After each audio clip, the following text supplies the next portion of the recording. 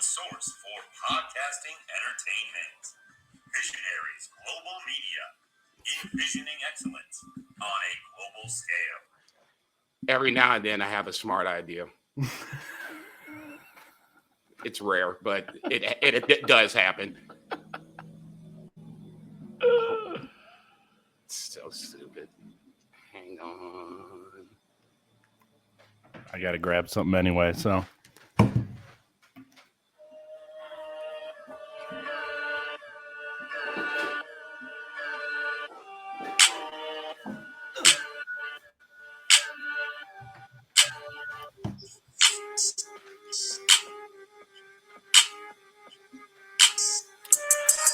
As the Phoenix rises from the ashes, it's time to fly. I told you I would get this right one day. Welcome back to the Phoenix Splash Podcast, episode number 15. I'm one half of your humble host, JCB, Jason Cornelius Bell, 1/3 of the... Oh, I was almost say Brainbuster Boys. It's not Brainbuster Boys. It's banned from ringside. The Brainbuster Boys is on the right-hand side of the screen. One half of them, Mr. Brett Jager. All kinds of shit going on in your neighborhood. What do you want to break it down to? Tell me something good. Well, we talked a little before going on air. I got a job, which is nice and good. And excuse me, things are moving forward after my move back to Northern Kentucky. But yeah, what that means is I have less time to watch wrestling, but I am just as excited as always to be back here with you. And it's nice to hear the music again, damn it. All Not credit the way to you there. It's on my phone, but damn it, I was like, I know I can do this. I just got to figure out how to do it. But we are not the most technically savvy of podcasters here, but we get the job done. I was about to say, it's not necessarily how we get it done. It's that we get it done, okay? Yes. Theme music is back. Got the VGM announcement up and running, so now we can do that moving forward. But we are here to talk a little wrestling, so let's talk some wrestling.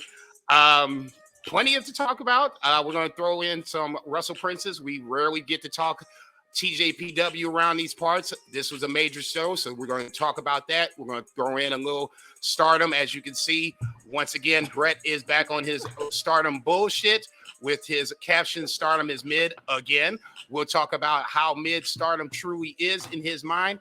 And then obviously we're going to talk a couple of New Japan shows, the Ryogoku, Destruction In Ryogoku show highlighted by SANADA versus Evil in a lumberjack match of epic proportions. And if you can't tell, I'm being very, very sarcastic.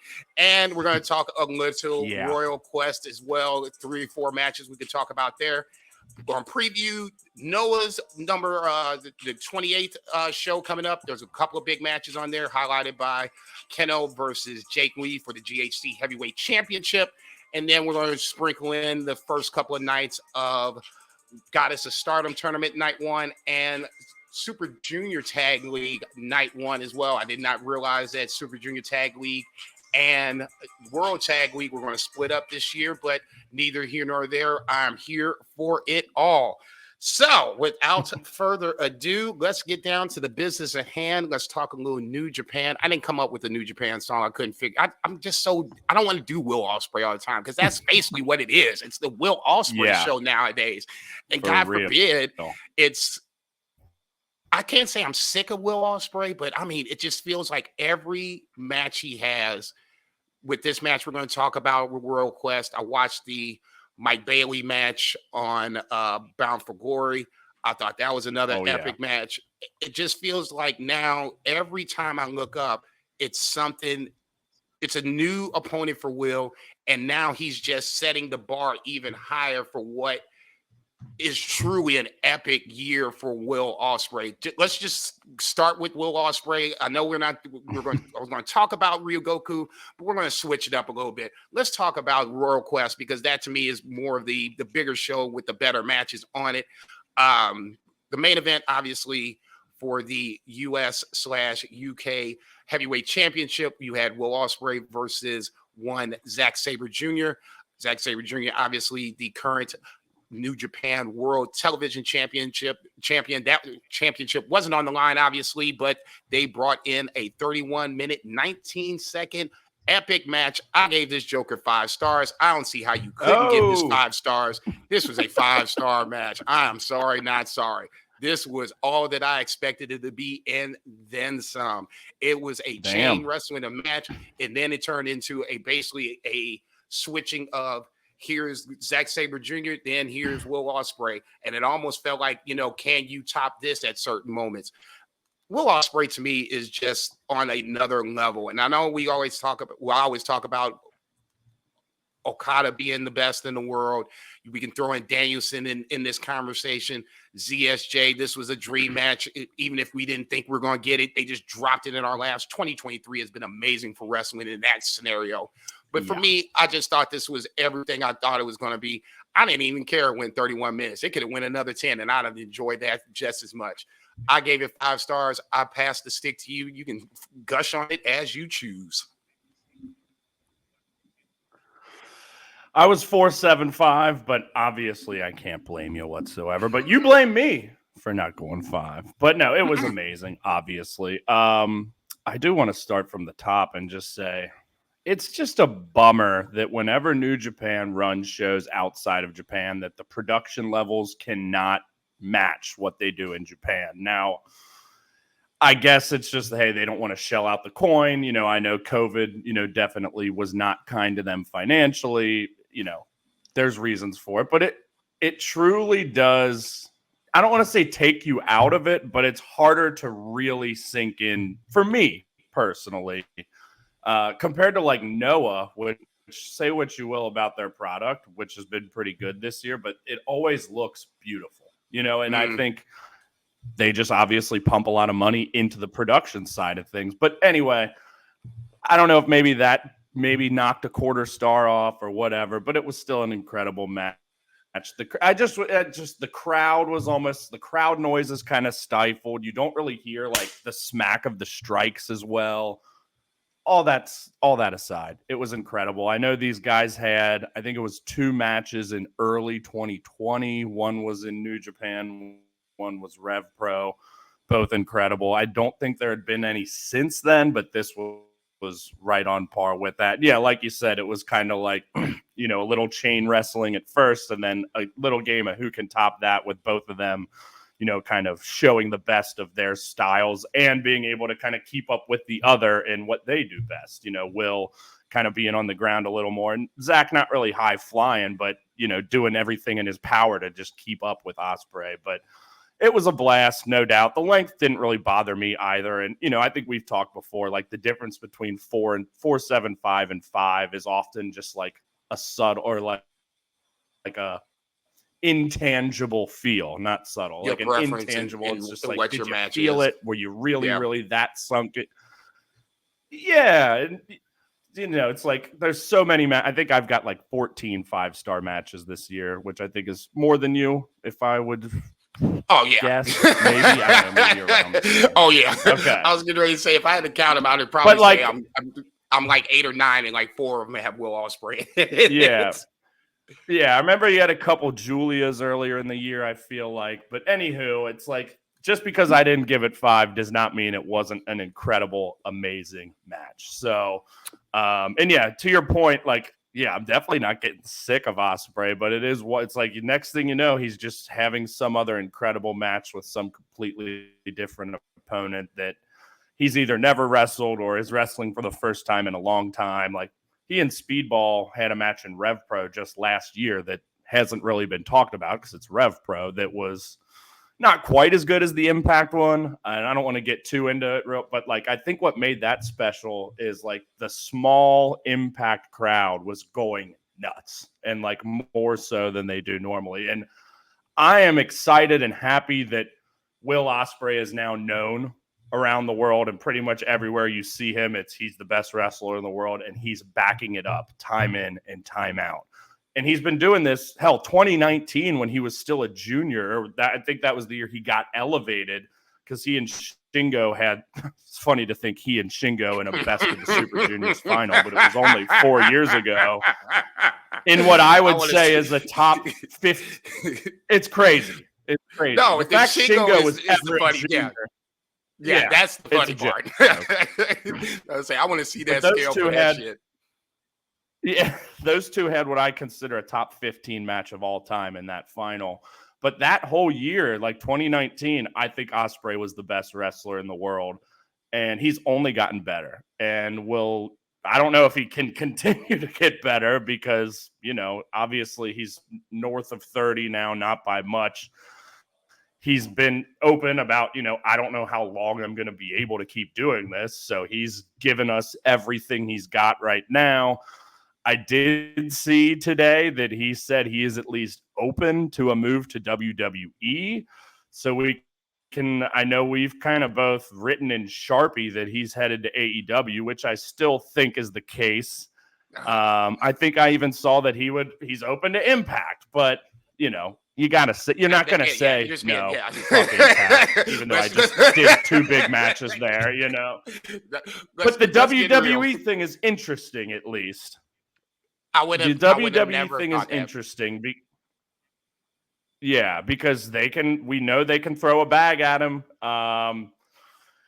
Let's talk about that real quick. Like, let's break it down like this. Would you rather see Ospreay in WWE or AEW? Just kind of the same thing. I don't remember if we really got into it. We probably did with the whole Jay White deal because it was, everyone knew he was leaving. Kind of seemed like WWE was the front runner for a while. There was a lot of steam behind it. Of course, he goes to AEW. At the time, I wanted to see him in WWE over AEW because it's like this is a completely fresh landscape. He's obviously interacted with the guys in AEW that he did in New Japan, Kenny, etc. Don't need to get, not a ton, but some. But with Triple H at the helm, trusting him. But how do you feel about Ospreay in WWE? Would you rather see that than AEW? Shit. I know. I hadn't even thought about it before today. I mean, I'd at least crossed my mind of like, it's possible. But now that he's at least quoted as such, it's interesting. I haven't seen that quote. I would love to read it in its entirety, in its context, to really... I'll try and pull it up as you're kind of talking. To really see what exactly he said. That being said, it goes back to what I've been saying about AEW and the roster size. It's always been kind of bloated to me, and now adding Will Ospreay, even though it's a great ad and you would be foolish not to do it, I don't want others to get lost in the shuffle when you bring Will Ospreay over. I'm not 100% convinced that TK would book Will Ospreay strong. If he was to come over, he and Jay White, for that matter, I expect to both be AEW champions at some point. I'm not saying that Jay White wins the title at Full Gear. I think MJF has a more of a story to tell with this Who's the Devil behind the mask. I think that's the next stop on the MJF tour of storylines. But if you had me at gunpoint, I would probably say, because WWE feels like they have their shit together for once, especially on the creative side of things, I would almost lean towards him going towards WWE versus AEW. That's the only reason I'm saying that, is just because Triple H feels like he's balancing more than the bloodline storyline. You have, Gunther and LA Knight and other guys that are, really coming to the forefront versus AEW. And I said it last week on Banned from Ringside.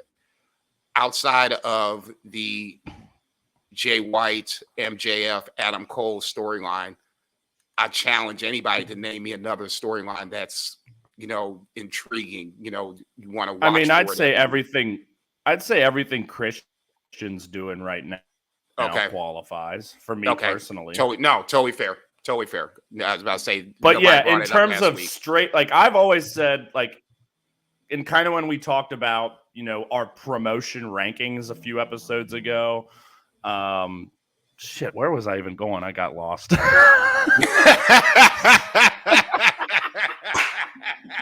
Oh, okay. I know. God damn, smoke too much reefer. Right. Man, that was AEW, I think AEW does and will always have better matches. And I think, Tony Khan I think you've said this, Tony Khan is a great matchmaker, but he's not a great booker. So I think I'm with you. I mean, I don't think he would get lost in the shuffle in AEW, but to your point, like, it might cause others to get lost in the shuffle. And even with Collision, I almost wish they do a hard roster split because it's just easier to follow, I think. And it's like I'm watching Collision maybe half the time. And then, I'll tune in. Like, I haven't yet, but I want to go back from 2 weeks ago and watch Danielson Christian. I just haven't yet. Didn't see anything from this week, but it's hard to keep track of, like, if you miss Collision, like knowing what you missed, or because it could be anyone and everyone and it's all mixed together. Whereas like with WWE, I watch a lot more Raw because watching wrestling on Monday or, earlier in the week is just a hell of a lot easier than Friday. Oh, yeah. And with Sling, I can't DVR SmackDown because it's on Fox. So it's like, it's just harder for me to watch. But I know LA Knight's going to be there. I know Roman will be, what you're missing, who you're missing. So I almost wish they'd do like a hard split, but we're going all over the place here, but I love it. We're talking AEW. Yeah. But I think it's a legitimate discussion to have because, like you said, we have gave AEW Will Ospreay for the better part of a month. And now that you're saying this almost makes me have pause to cause because even the thought of Will Ospreay going to WWE wasn't even a thing a year ago, 2 years ago. And now you're saying this. One day ago. Yeah, now he's saying this. And the next thing you know, it might have some traction to it. I could see it happening, especially if he got a kind of a Roman Reigns type schedule. You want to pull him out, but you don't want to run him into the ground. And ultimately, that's what I think both sides. He wants the money, but you don't want to run him down. So you have to figure out that gray area for Will Ospreay. A Roman Reigns type schedule, I think, might be the best way to go about it. And as long as he becomes champion, that's the other good part about WWE in that scenario. They have two titles. Whether you want to call the Seth Rollins title secondary or not, I'll let you call that, but they have two titles. So there's room for Will Ospreay to be a world champion versus AEW where it's MJF or bust. So I still say it's AEW, but if he goes to WWE, I won't be surprised. He's going to get the bag, like you said, no matter what. No doubt. Just and he is going to give him the bag. Has earned it, obviously. Oh, and I think that's part of the reason why he's going through these match after match after match after match, where it's just like, I am dude, the best in the world at what I do, and my payday is coming up. And I can wrestle anybody in the world doing it. He's getting ready to wrestle Shota Umino. We were talking about that off air on the 4th of November, a rematch for the US UK championship. We'll see that again. I'm sure I'm missing something between then and the end of the year. No telling what he's going to do for Wrestle Kingdom. Got Josh Alexander. I mean, I know the match has already been taped, but that'll be on this Thursday, and I expect that to be incredible. I have not yet seen the main event of Bound for Glory. I haven't watched the final two matches. I'm going to do it tonight. I assume Shelley won. You don't have to tell me.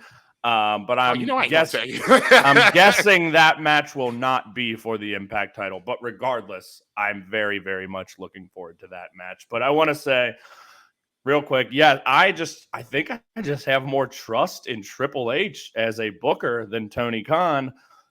I would be very curious to see if Ospreay's match style, is changed if he went to WWE because, they're less kind of, it's a little more tight and concise, I guess, and less risk taking.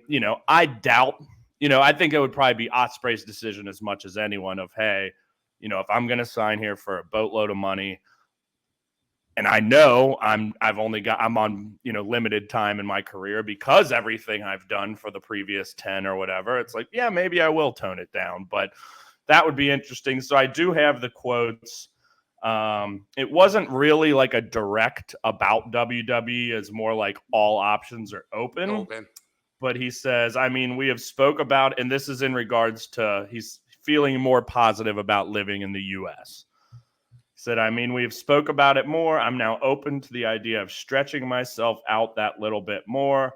As age has become more apparent to me and my body is hurting more and more, I'm open to all avenues. I've had a lot of talks with my friends about this, and I have spoken to the missus. Although we spent so much money on our new kitchen, we are open to the idea of relocating to the United States. And then, but now it's time for me to really gauge and see what's out there. So the Seth thing does intrigue me quite a lot. I heard him say in a promo, his 100% is the best in the world. My 50% is the best in the world. So if you actually got me at 100%, I think I'd drown you in these waters, mate. Motherfucker. So I gather that the interviewer probably prodded. I'm just reading this off a website. I'm guessing the interviewer probably prodded about Seth, brought something up about Seth, but motherfucker sounds like he wants Seth. I'll say he wants some of that smoke. No, if you're talking A or WWE, you got to talk Seth. You got to talk Roman. You got to talk the guys that you would want to see him cross paths with. So it does sound like he's open to it. It doesn't, it doesn't make me sway one way or the other, but I'll be damned if I didn't think that it's now at least on the table, like you said, and he said it. So, son of a bitch. I wouldn't mind seeing Seth versus another interesting Will Ospreay by no stretch of imagination. Another interesting thing will be the length of the contract. It's like, what if he says, I want a 2-year deal, at whatever crazy dollar amount. I don't know, or maybe he's like, fuck, I know I'm, as he said about the injuries and age. So maybe it's like, fuck, give me a 5, 6, 7, 8, 9, 10-year deal. And let's just get this done. And I'm ending my career here, whichever. Who knows what Will Ospreay's thinking, but like we said, it's just like any other professional athlete in a contract year coming off their best year yet and being the best in their profession. It's like, he's going to get the equivalent of, what Joe Burrow got or more so, Right. And so it's just fascinating. I mean, just kind of, I don't know. Got the whole world. It's going to be very wild. I mean, the one plus of him staying in AEW or going to AEW would be that he could still do New Japan stuff, could, do other things as well. Whereas WWE for now is limited to just WWE. I still have faith that at some point, I do think they will open their forbidden door, so to speak. At least I hope so. I mean, we've talked about it with Nakamura, doing the NOAH show. There's been little things here. And again, Triple H is just clearly more of an open-minded individual than Vince McMahon ever was. So, But as things currently stand, I don't really see anything like that happening anytime soon, especially with AEW having their quote unquote partnerships. It's like, since AEW's in bed with New Japan, I don't really think WWE, but I guess the good brother, Carl Anderson, was the other one that kind of already was crossing over with that. So maybe I don't know shit. So. Now, that son of a bitch didn't go away with the never open weight title. We wouldn't have had that discussion, but another story for another time. Let's jump to another episode. Back to New Japan of Shingo versus Tomoru Ishii. I have it at 24 minutes, 26 seconds. If I can read my handwriting right. Shingo wins over Tomoru Ishii. I gave it 4.5 stars. I thought this was just another classic Shingo Ishii roll out the ball and just let him bang it out and see what happens. Tomoru Ishii, I don't care what happens to him this year, next year. He needs to be in next year's G1. We've already talked about that. Oh yeah, I don't care if he loses all 9 matches or whatever it is next year. He needs to be in the G1 because this is another classic case of why Tomoru Ishii is a great wrestler. All you had to do is just announce the match and let them play this shit out. It had no titles on the line. It had no real bearing on anything. But there was a walkout after the match. I did not believe it when I saw it, but one Tama Tonga decides he was going to throw down the gauntlet and challenge Shingo Takagi for the never open weight Motherfucker's champion. got some balls. That's what I was thinking when he came out. I was like, are you sure you just got this bad boy back? You know that, you're right. You understand this. You got it back. And you know who you're going after here, right? He is the former IWGP US champion. He is my daddy. Okay, Shingo Takagi. Talk about the match, and then let's talk about a potential, not even a potential, it's going to happen. Tama Tonga versus Shingo for the never openweight title. Yeah, also 4.5. Agree with everything you said. Previously, I would have said their floor was 4.5, but I think I went 4.25 on their G1 match from this year. It just, it was still 4.25, still nothing to bat your eye at. But it's something you should probably go ahead and watch. But one minor, not complaint, just let's call it a gripe, is these guys aren't reinventing the wheel every time they have a match. It's pretty much, exactly what you're going to get, but they do it very, very, very well. So I will never, ever complain about seeing these two guys in a ring together.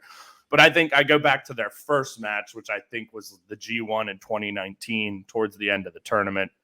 And it was, you'd never seen it before. So it was like, oh my God.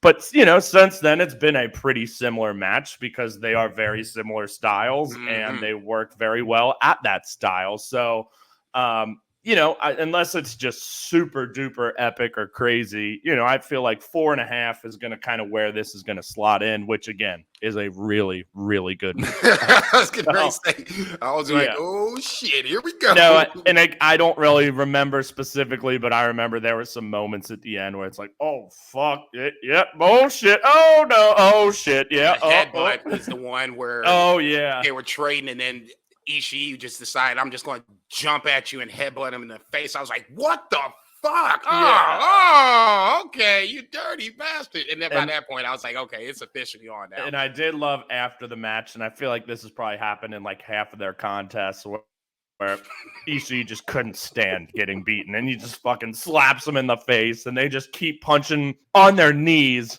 as Ishii's like rolling out of the ring. So just fucking love it. It's beautiful. I am not done. Yeah. You may have won this time. Right? It's the fucking Terminator, man. And that's what makes Ishii so great. Like, even when he was in his quote-unquote prime, which, hell, he's still in his prime as far as I'm concerned with the great matches. It's like the guy, it's never been about wins and losses for him.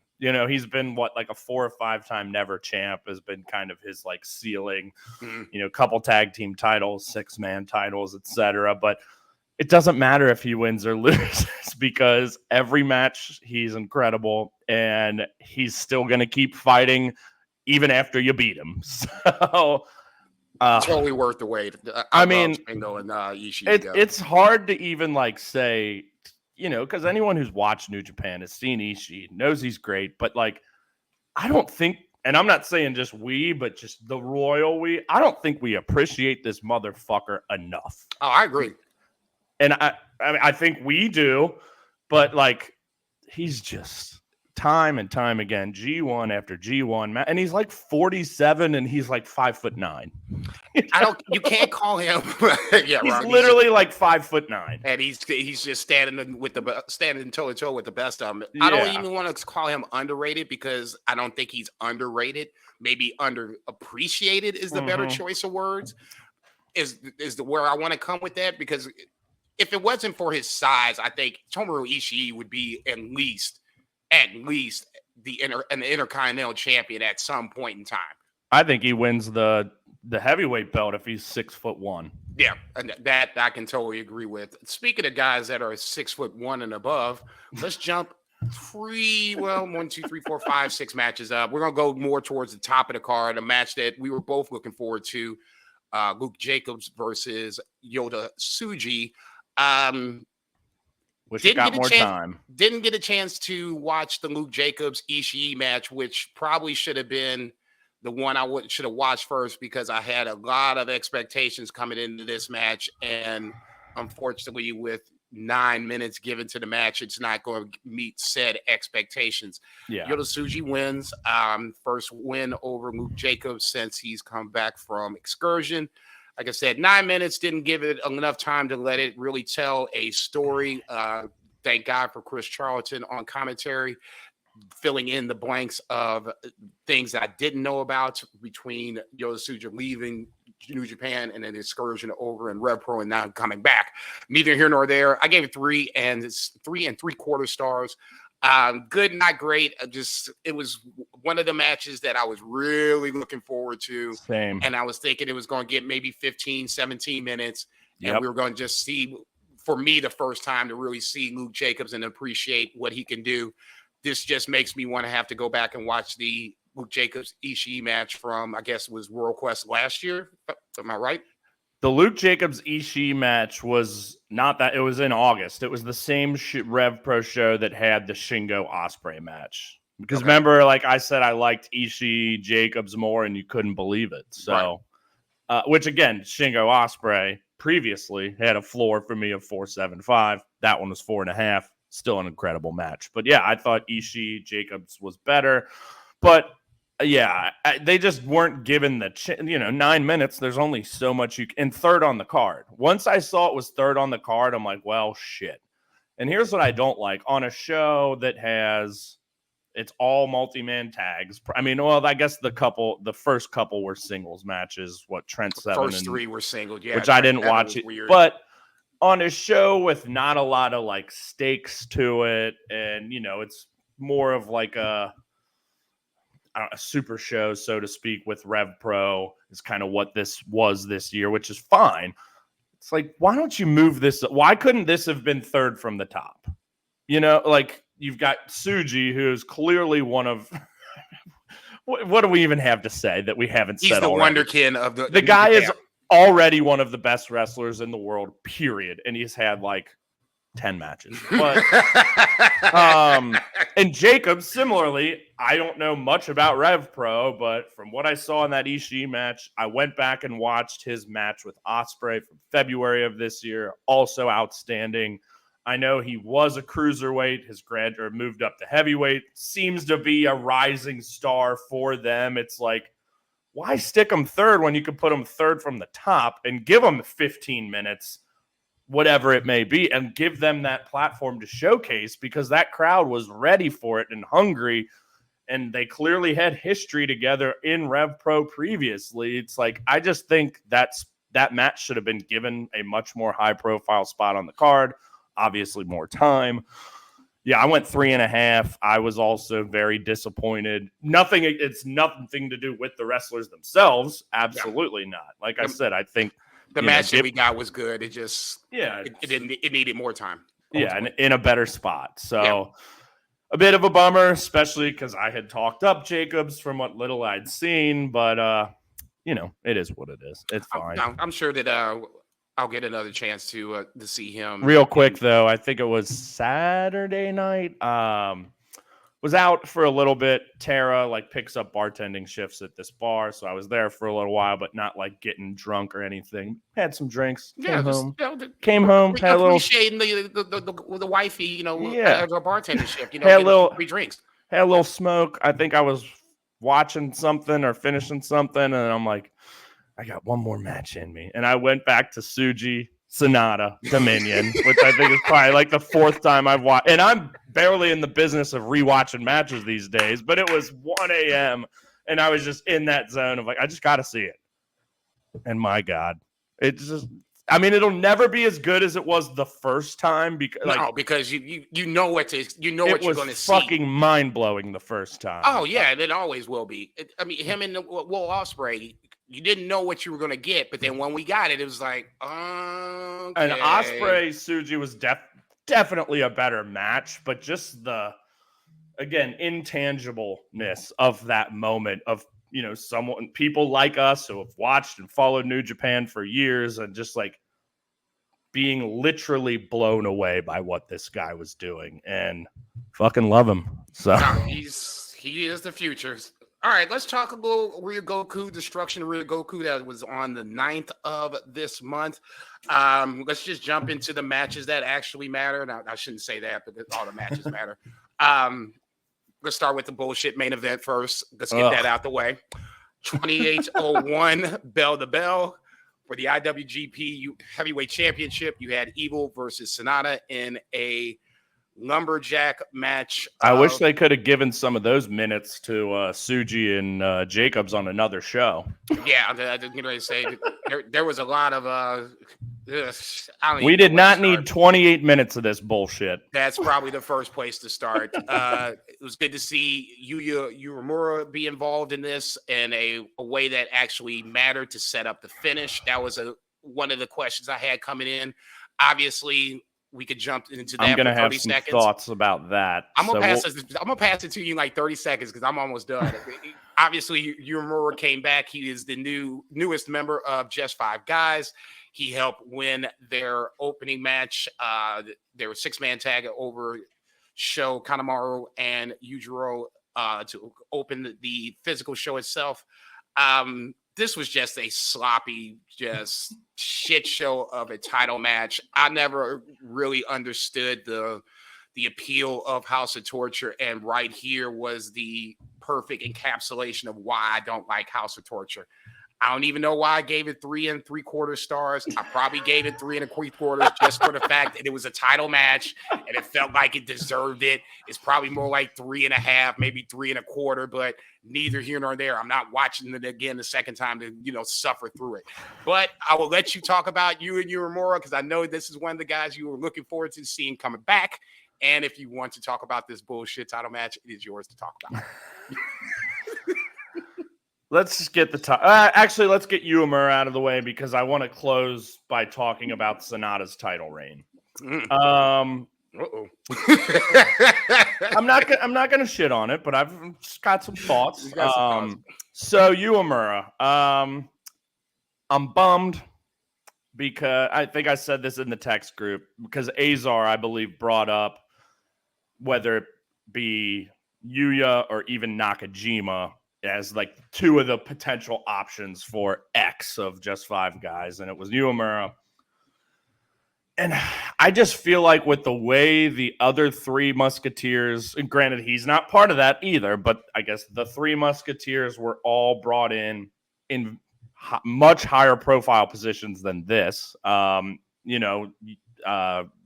who's, we've talked at length, is, I don't want to say regressed, but he hasn't exactly taken the ball and run with it like the other 2 at this point. But like he kind of started his trajectory high with, making the finals of the TV title tournament, big match with ZSJ at Wrestle Kingdom. Shota, it wasn't like there was like the one big burst upon the scene moment, but he's been treated, like a big deal. The entrance is a huge thing now. Like he's, no doubt, granted, a lot of it's on him. He's got that crowd connection, but let's not forget he really floundered in that main event match with Naito. I don't remember what show it was, but several months ago when it was like a really long and not very good match. But like since then, he's gotten so much better. And Yuya, I think maybe I'm a little bummed because I had predicted the whole, he's coming for Okada. And I really wanted to see that, given that his last match was with Okada. He gave him the extra drop kick on the way out the door. I never forgot that. So you better fucking believe Yuya Uemura didn't forget that. So, it could be a worse way to bring him in for sure. I mean, he's at least with the heavyweight champion, part of a faction, like right out of the gate. But I don't know. I feel like we've been talking about this a lot, not as much on air, but also off. Me and Azar both very, very high on Uemura and his future prospects. I just would have liked to see a little bit more high profile of a spot for him. And again, maybe it was naive of me to think that he'd be coming right for Okada and get a Wrestle Kingdom match. But for what happened with Tsuji getting the main event in the second biggest show of the year, I'm like, well, hey, maybe. Weirder things have happened. So is it just because it's Just Five Guys, or you were looking for something more for Uemura's return back to New Japan. Yeah, it has nothing to do with like I said, I think it's fine that he's there. I just wanted a bigger return, I guess. Opening of the show in an 8-man tag. And yeah, like you said, he did help in the main event. But, he's, I guess, again, just in comparison to those other 3 guys, I just think this is the weakest entry point, I guess. But we'll see what happens. We've still got some months before Wrestle Kingdom. I don't know. How'd you feel about it? Were you cool with it?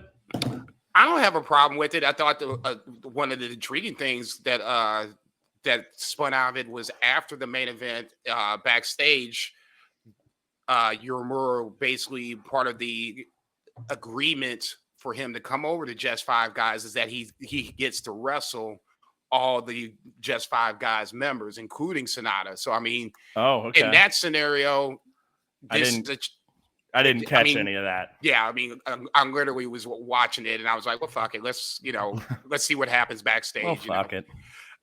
I mean, I was already up watching it live, so I was like, it's already 6:37 in the morning. I ain't going to sleep, so let's just watch what happens. Where's that joint at?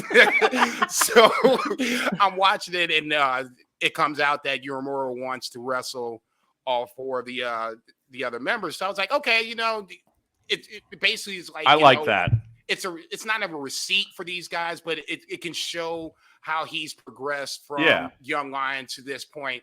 I expect him obviously to lose to SANADA, but once again, I would like to think that SANADA would help to get him over to make him feel like he's on par with the not Uemuras, but the Tsujis, the Ren Naritas, and the Shota Uminos of the world. I thought he, in the limited spots he got on this show, I thought he looked good. Yeah, I agree. It's going to be one of those things where we're just getting him back into the fold. So it's going to take time to get him to where we ultimately want him to be. Well, and obviously I was unaware of the backstage comments, but I do like that. That at least gives him a purpose to start, a proving ground, not to steal a Ring of Honor term, but gotta think he's going to beat Taka and beat Doki. Yep. As much as I love Doki, but again, he's a junior, and Uemura's heavyweight. So I mean, I would like to think he, has really good matches and loses to both Taichi and SANADA. I'd be curious. I assume SANADA's not going to be for the title, obviously, but that's at least intriguing. And like you said, if it's kind of told in the sense of like this is SANADA like trying to get him up to speed with the other 3, like I dig that. I'm here for it. I'm curious to see how that unfolds. Let's jump to the next. Well, hold up. Let's talk SANADA real quick. So, I don't really got much to say about the match. It was not great. Too long. Could have been worse, I guess. I'm obviously very happy SANADA. I'm very happy SANADA won. Never really thought Evil was going to win, but there's always that fear. That's for damn sure. So, I just want to talk about SANADA. We've definitely talked a good amount about his reign, but I just feel like it's really stalled out. Or he and the reign have really stalled out. Granted, G1 to Wrestle Kingdom is not a dead period, but it's slow. You're kind of getting ready, but just pulling up the matches he has had alone. First match when he won it against Okada was great. And then the Hiromu and Yota Tsuji matches were great. We get us through Dominion. And then we get Jack Perry, which is very funny to think about. And the match was not very good. No, I'm not going to make disparaging remarks about Jack Perry because he did the Lord's work and got the CM Punk fired. So that's amen, brother. That man has done the Lord's work. That's my brother.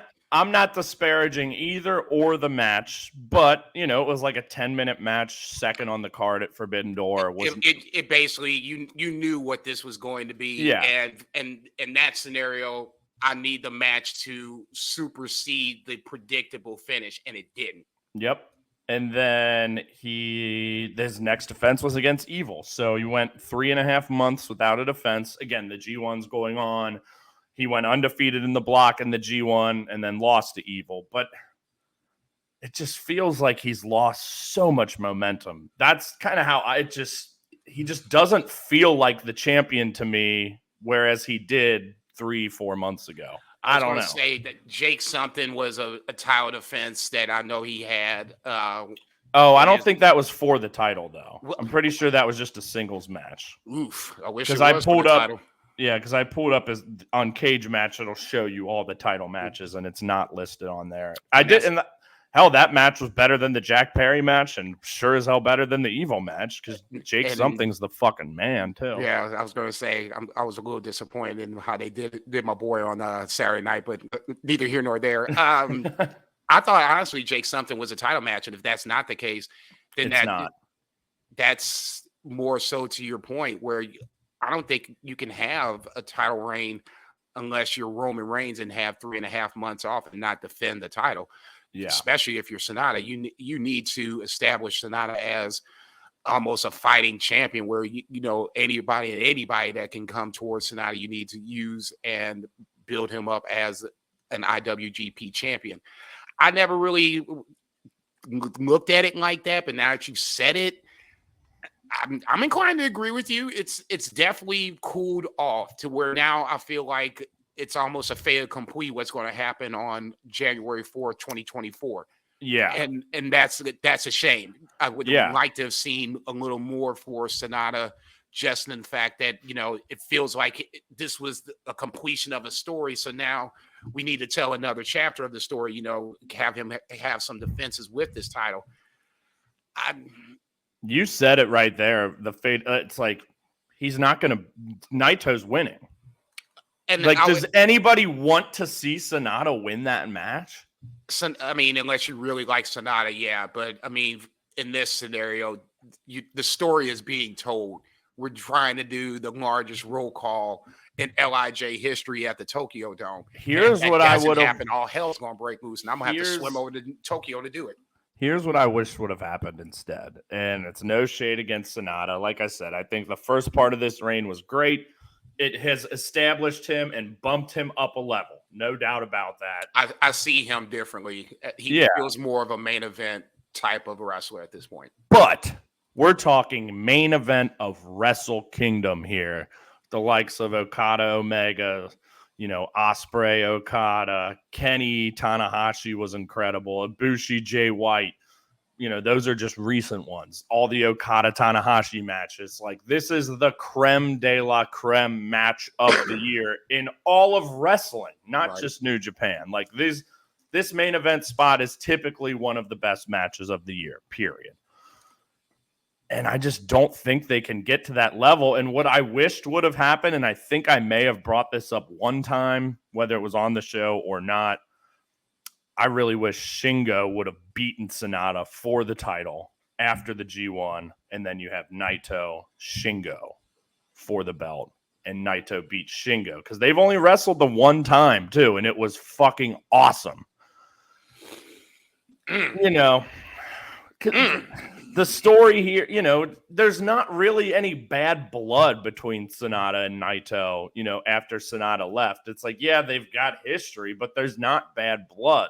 Right. And if the only story we're trying to tell here is Naito getting to do his roll call, I'd rather it be a much better match than what I think this is going to be. And don't get me wrong, maybe they'll fucking blow me away and it'll be a 5-star match, but I just don't really see it, and it just doesn't. I said this last time. This just doesn't. It's not big enough to be a Wrestle Kingdom main event. Period. Signed, sealed, delivered.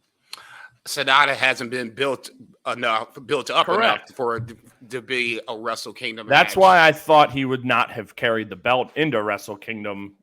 When he won this title in April, did you think he was going to hold it all the way to Wrestle Kingdom? Because I sure didn't. No, I figured somewhere he would slip on the banana peel like he typically has done throughout his career. Although there haven't been many opportunities to do so. Slip on the banana peel. So I guess, I don't know. If this was the end plan, I would just wish, like I said, they would have built up SANADA more to where now it feels like he'd had 5 or 6 title defenses against let's say he beat Shingo. You know, because like I kind of thought that's the direction they were going to go after he beat Hiromu. It's like, oh, okay, he's going to run go down the run LIJ through guys. LIJ. You beat Shingo.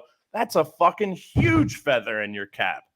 Former Bigger than IWGP champion. bigger than any of those other wins by far. Because Hiromu Jr., Tsuji, new guy, Jack Perry, evil, My brother. yeah, evil, like yeah, just listing the names out like that. Right. I don't Junior, new guy, Jack Perry, and evil. That's it. That's bad booking right there.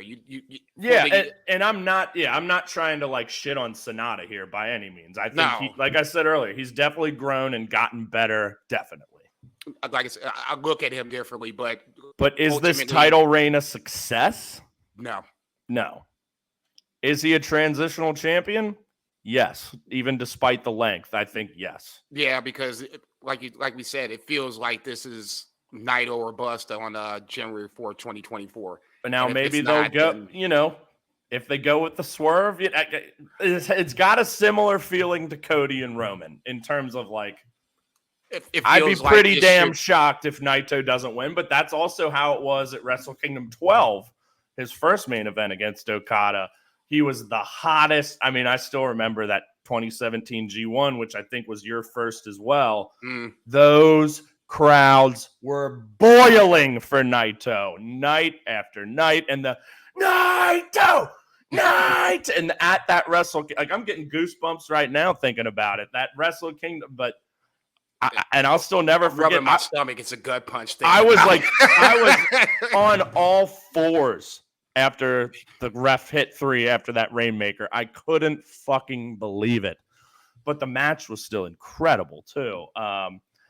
So I don't think, SANADA pulling it would be a shocking victory. Let's just call it for what it is. I don't think it's going to have the same effect for me that a Roman beating a Cody or Okada beating Naito at Wrestle Kingdom 12 would, because it's SANADA. I'm sorry. And like we said, he has leveled up, but he's still SANADA, and he's still nowhere near the level of a Naito, an Ospreay, an Okada, a Shingo.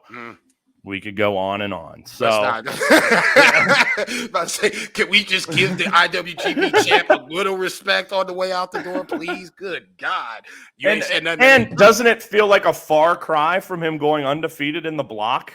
It just feels like all of that goodwill is gone because he got punked by Evil and then just had his belt stolen. We didn't even talk about that. Couldn't even fucking carry around his own belt. Had to get a fucking t-shirt made to prove that he's the champ. So, I mean, and that's kind of what I was thinking, these shows like building to Ryogoku, and it's like, SANADA looks so fucking weak right now. He's wearing a t-shirt. Take your belt back. Yeah, I was going to say, come hell or high water, I don't know how they should have done it, but he should have not been running around without his title. That just made him look just weak in the sense of, okay, you have both guys have factions, both guys have numbers, and you cannot figure out the way to get your title back. Blows my fucking mind. This is a what have you done for me lately business. And what have you done for me lately, SANADA? You just had your belt stolen and looked like a little clown out there with your little t-shirt on. So I'm sorry. I like SANADA. I really do. I really do. And I remember it was the 2018 New Beginning match against Okada. Incredible match. And ever since that, I'm like, he's my guy. I always liked SANADA. And, over the years, it hasn't been as easy. And there's been ups and downs. And I still like him, but it's just... He's a roller coaster, man. No two ways. All right, let's move on. Yo versus Mike Bailey versus Hiromu for the IWGP Junior Heavyweight Championship. This was a triple threat match with Leo Rush involved, but unfortunately, Leo got a pretty bad virus, stomach flu, whatever you want to call it, that basically laid him up for the back end of these Destruction to Ryogoku lead-up shows and then to the physical triple threat match itself. I have not heard anything about Lio Rush Me since neither. then. Okay, well, hopefully Lio Rush is okay and back to upright position and get back to the ring sooner versus later. But let's talk about this match itself. I thought this was what I thought it was going to be, a epic triple threat match. Even though Yo was involved, Yo has pushed Hiromu to the limit. Their BSOJ final, I think, is one that doesn't really get talked about as much, but should, because I thought it was really, really good. Well, that's And because show interrupted for like 15 minutes. It's House of Torture. What do you expect? God damn them. But yeah, that match, aside from that bullshit, was excellent. Yeah, and I thought that was the match that kind of put Show on the map, at least in my eyes, as a singles junior. Or I'm sorry, Yo as a singles junior I agree. competitor. At some point, I think he might actually win the title. Unfortunately, that was not the case on the night.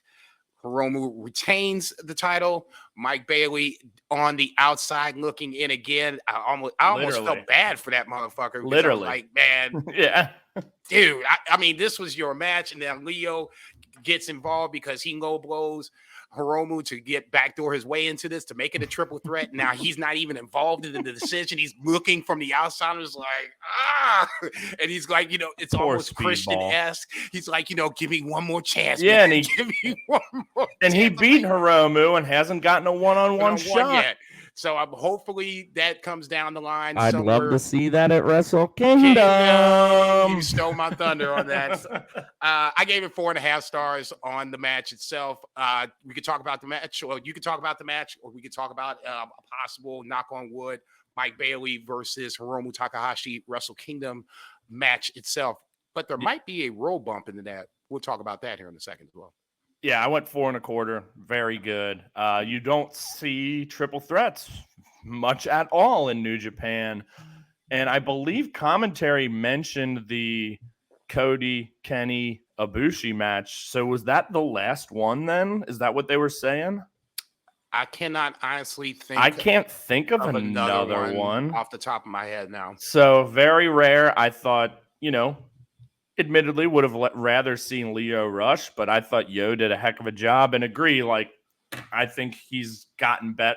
Frankly, I think Lio Rush and Yo's partnership last year really did a lot of good things for Yo. Kind of just help him break out of his shell and get a new edge to him. So yeah, I think Yo has definitely elevated his game in the last year or so. But probably would have been a little bit better with Lio Rush, but still a fine match. And, I think Hiromu gets the expected dub. I think even if Lio was in the match, Hiromu still would have won. Agreed. But yeah, I think we got to get Mike Bailey versus Hiromu, even if it's not Wrestle Kingdom, because I don't know who else it would be at this point. I mean, seems like Bailey's been kind of embroiled in this for a while. Like I said, he got the singles win over him. He won that All-Star Junior Festival thing. He had this match, so he's been back in Japan. I don't think anyone could say he doesn't deserve to be in that spot, because that's a guy, he's been a top 5 wrestler in the world the last 2 years, I'd say. That very few people, I don't want to say very few people know about, but that your casual fan probably doesn't know about, because he's been in Impact and, other things, but really every indie promotion probably. But yeah, I guess let's talk about that. Who else could it be? And, we've got a little time. Oh, what's the roadblock? I may not be privy. The returning Taiji Ishimori comes out and drops Hiromu like a bad habit. So we have a junior title match coming up. I believe that's on that power struggle. Well, yeah. Hiromu Takahashi versus Taiji Ishimori. We haven't seen Ishimori since the neck injury. I believe that was in Best of Super Juniors was in May, I think, of this year.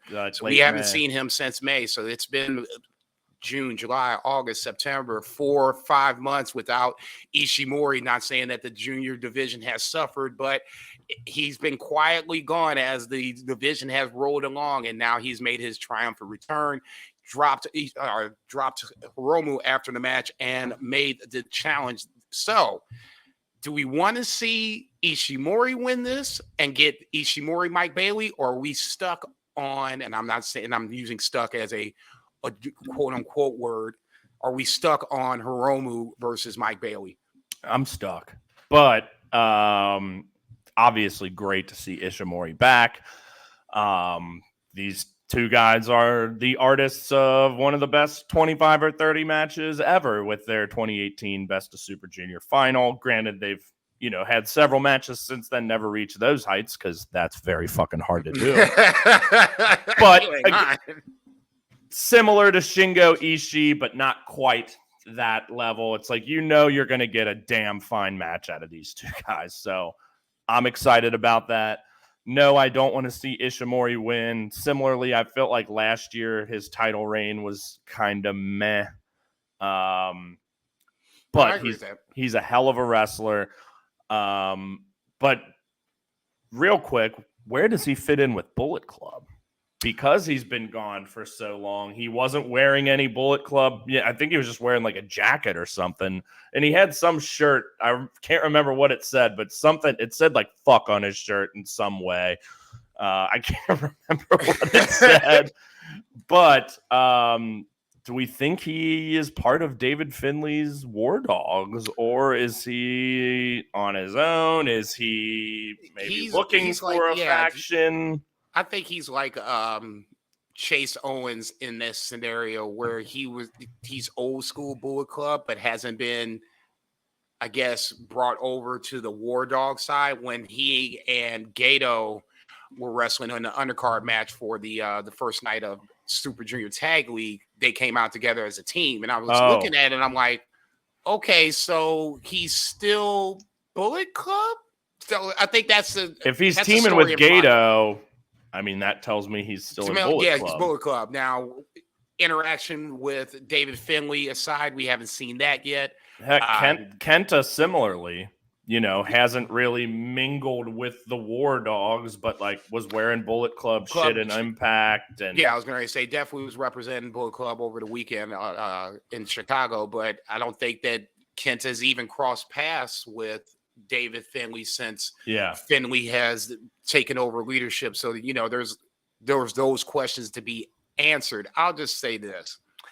If Ishimori is not with Bullet Club, then that to me is like a, kind of a booking mistake, but neither here nor there. I think he's just a perfect Bullet Club type of individual, and it just it would be weird to see him with anybody else. I don't want to see him with like House of Torture. That shit will piss me off. No. Because then he'll revert into like a shitty fucking wrestler, and I have to hate on him. There's not really another faction that really quote unquote fits Taiji Ishimori, if that makes sense. The only one that came to mind for me is TMDK, which he doesn't really fit in necessarily, but I don't know. I was about to say, let's just please stay with Bullet Club with Taiji Ishimori, please. Well, so would you rather see Ishimori win, or I guess here's a question: if Hiromu wins, if it's not Mike Bailey at Wrestle Kingdom, then who? Then who? Like I said earlier, it's like Bailey's been kind of right on the outside looking in. He's due his singles match. What better spot than the biggest show of the year? And yeah, there's no other story unless they maybe go back and do Hiromu versus Bailey versus Lio Rush. I'd be okay with that, but I doubt that's going to happen with how infrequent they do triple threats. But there's no other story yet, granted. If he feel gets like through, it's got to be Mike Bailey. Yeah, I was going to say if he beats Ishimori to retain the title, then it should be Mike Bailey or bust for Wrestle Kingdom. I think that would be the biggest match you can give Hiromu that I can think of. I can't think of anybody else that he hasn't wrestled this year that he could wrestle.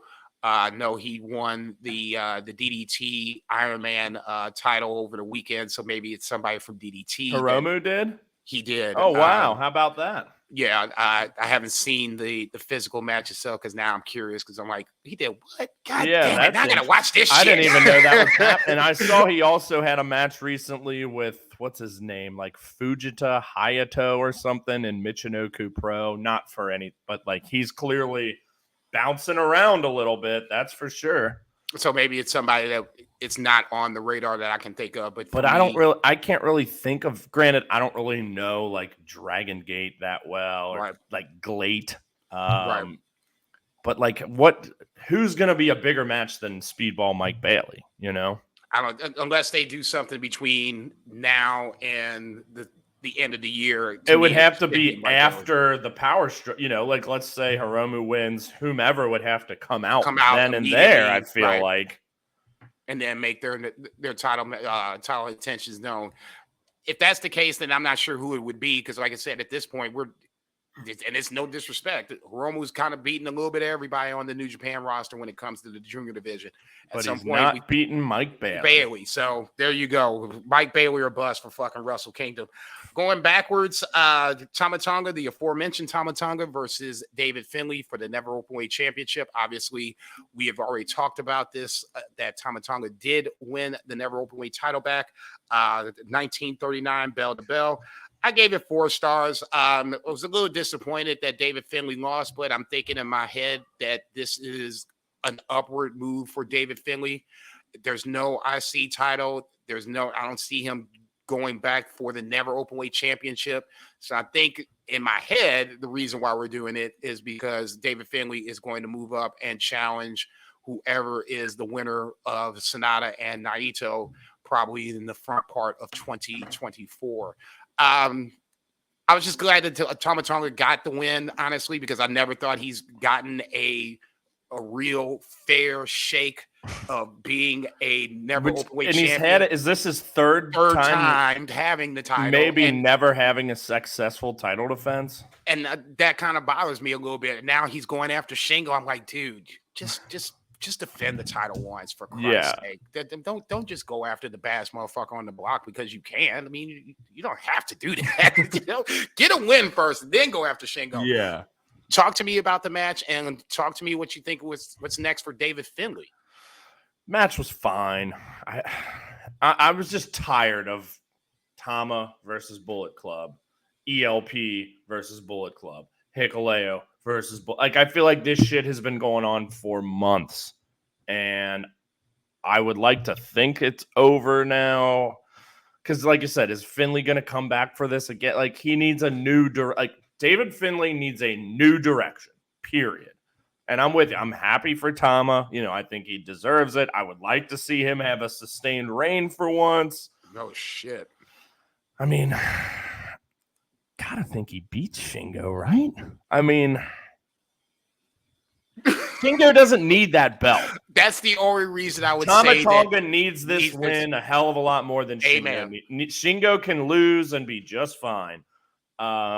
So I kind of hope Tama Tonga wins. And yeah, here's what I got to say about this. I just want both guys to fight different people. The match was fine. I feel like it's kind of the same thing we've seen with these two, with Finlay just beating on him for the first half. Tama makes the comeback, but this time he actually gets the win. Probably 3.5, 3.75 for me. You know, it wasn't a bad match by any means, but just had my fill of it. And let's all move on and do something different.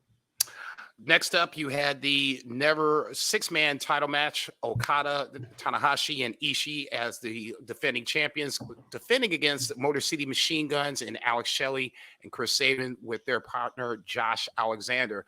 I thought this was an intriguing match leading up to this, especially the fact that they brought in the Impact angle of Josh Alexander and Alex Shelley not being able to be on the same page. They both took a shot. Well, I shouldn't say that. Alex Shelley took a shot on Josh Alexander the week before this title match. And unfortunately for the challengers, that shot got a receipt, and it was an accidental one, but nonetheless ends up leading to the high fly flow for the victory for the defending champions. Tanahashi pins Alex Shelley, put an asterisk against that. They were talking a little smack post-match. We might see them run it back for the Impact title somewhere down the line. I thought this was fine. I gave it 3.75 for stars. I guess the right team went over, but ultimately, for me, the two things I wanted to see, number one, was the Impact angle going to continue through this match? Yes. Number two, was the right team going over? And in this case, I think the right team did go over. Interesting. This was my match of the night. Also 4.25, tied with the triple threat. I loved it. I just thought, again, having that angle of we know Shelley and Alexander are having a match, that played in beautifully. But just seeing those three guys mix it up with Okada, Ishii, and Tanahashi was just a delight. I just really enjoyed this match. Great seeing Josh Alexander in Japan. I hope we get a lot more of it. Bless you. Just great to have him back, period, like I said. But yeah, this was just a fun mix of guys here going at it, and wasn't really ever much doubt of who would win, especially, kind of figured whether it would be Shelley costing Alexander or vice versa. I was a little surprised that Shelley took the pin, but ditto. He already wrestled Tanahashi. It was a good match. I think I had it at 4 stars. I don't yearn to see that again. I'm sorry. I would have loved to see Ishii pin him, and then he gets a shot. And I mean, hell, I think I've mentioned this. He versus Alexander is one of the best matches I've seen live in person last year. Impact, I can't remember which show it was. It was like the May show. Anyway, that's beside the point. But yeah, curious to see Shelley get pinned because I don't necessarily think Tanahashi this is assuming Shelley successfully defended his title, which, again, without knowing, I don't know any spoilers. I think Alex Shelley wins. I think he should win. But and that's no shade to Josh Alexander. God damn. But yeah, I just had a blast watching this match. I can't really remember any spots at this point to pick out, but other than the finish we kind of talked about, but just a really fun, enjoyable match that I never thought would happen. I must concur. ELP and Hikuleo defeat Gabriel Kidd and Alex Coughlin to win the New Japan Strong Tag Team Championships. 13-12 bell to bell. Not a huge fan of the booking. I just like Gabriel Kidd that much to where, even though it may make sense that ELP and Hikuleo get a receipt on the former New Japan Strong Tag Team Champions, I just love Alex Coughlin and Kidd a lot to where I was openly rooting for them during this match and got mad after they lost the match. Love that. It was a not a pleasant scene at old Gravois Avenue late that night. I gave it 3.5 stars. It's not a knock against the talent. I just think that this was kind of a match that kind of fell in the mix of good and great matches. Nothing that really stood out for me here. I probably was more mad, like I said, that the team that I wanted to win didn't win, but I don't think that there's anything that really stood out here. It was just an above average match, 3.5 stars. Yeah, I'd call it average at best. It was fine. Like I said, I agree with you. Don't think the titles should have changed, but here's what I think more than anything. Do we really need these titles? I know I've talked before about there's too many belts. There's not even a New Japan Strong show anymore. And I know we talked previously about the TMDK Bishamon match. We couldn't even think of other challengers. So we don't need 2 sets of tag team titles at all, I don't think. How do you feel about that? I don't really have much to say about the match. I just don't think these belts are necessary at all at this point. Not knowing what they want to try, they being New Japan, what they want to try to do in the States with New Japan of America. I think that has something to do with it. Obviously, they're coming over to Vegas on the 28th, where you'd have the new champs, ELP and Hikuleo versus I think it's Lance Archer and Jesus Christ, Alex Zane. Yeah. So I mean, in that scenario, okay. But Strong used to be a weekly show, which made sense for that to have a openweight champion, tag champion. Still don't know why they added the women's championship, but that's pretty much the same conversation as this. It's why is there a need for 2 when there's barely enough teams for 1 set of titles? And this is just me throwing a purely speculative guess out there. I think it might just be easier to have, if let's just say for the sake of argument, Alex Zane and Lance Archer win the titles. it would be easier to book them here in the States because they're already here. So you can kind of build the titles up that way. Julia obviously is going to be a scenario where you're going to have to bring her over and fly her in. But they're having what, like 4 US shows a year at this point?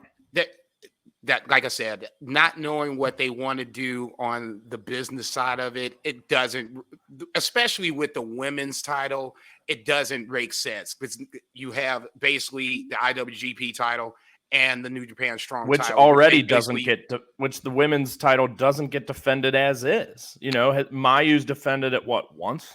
I believe so.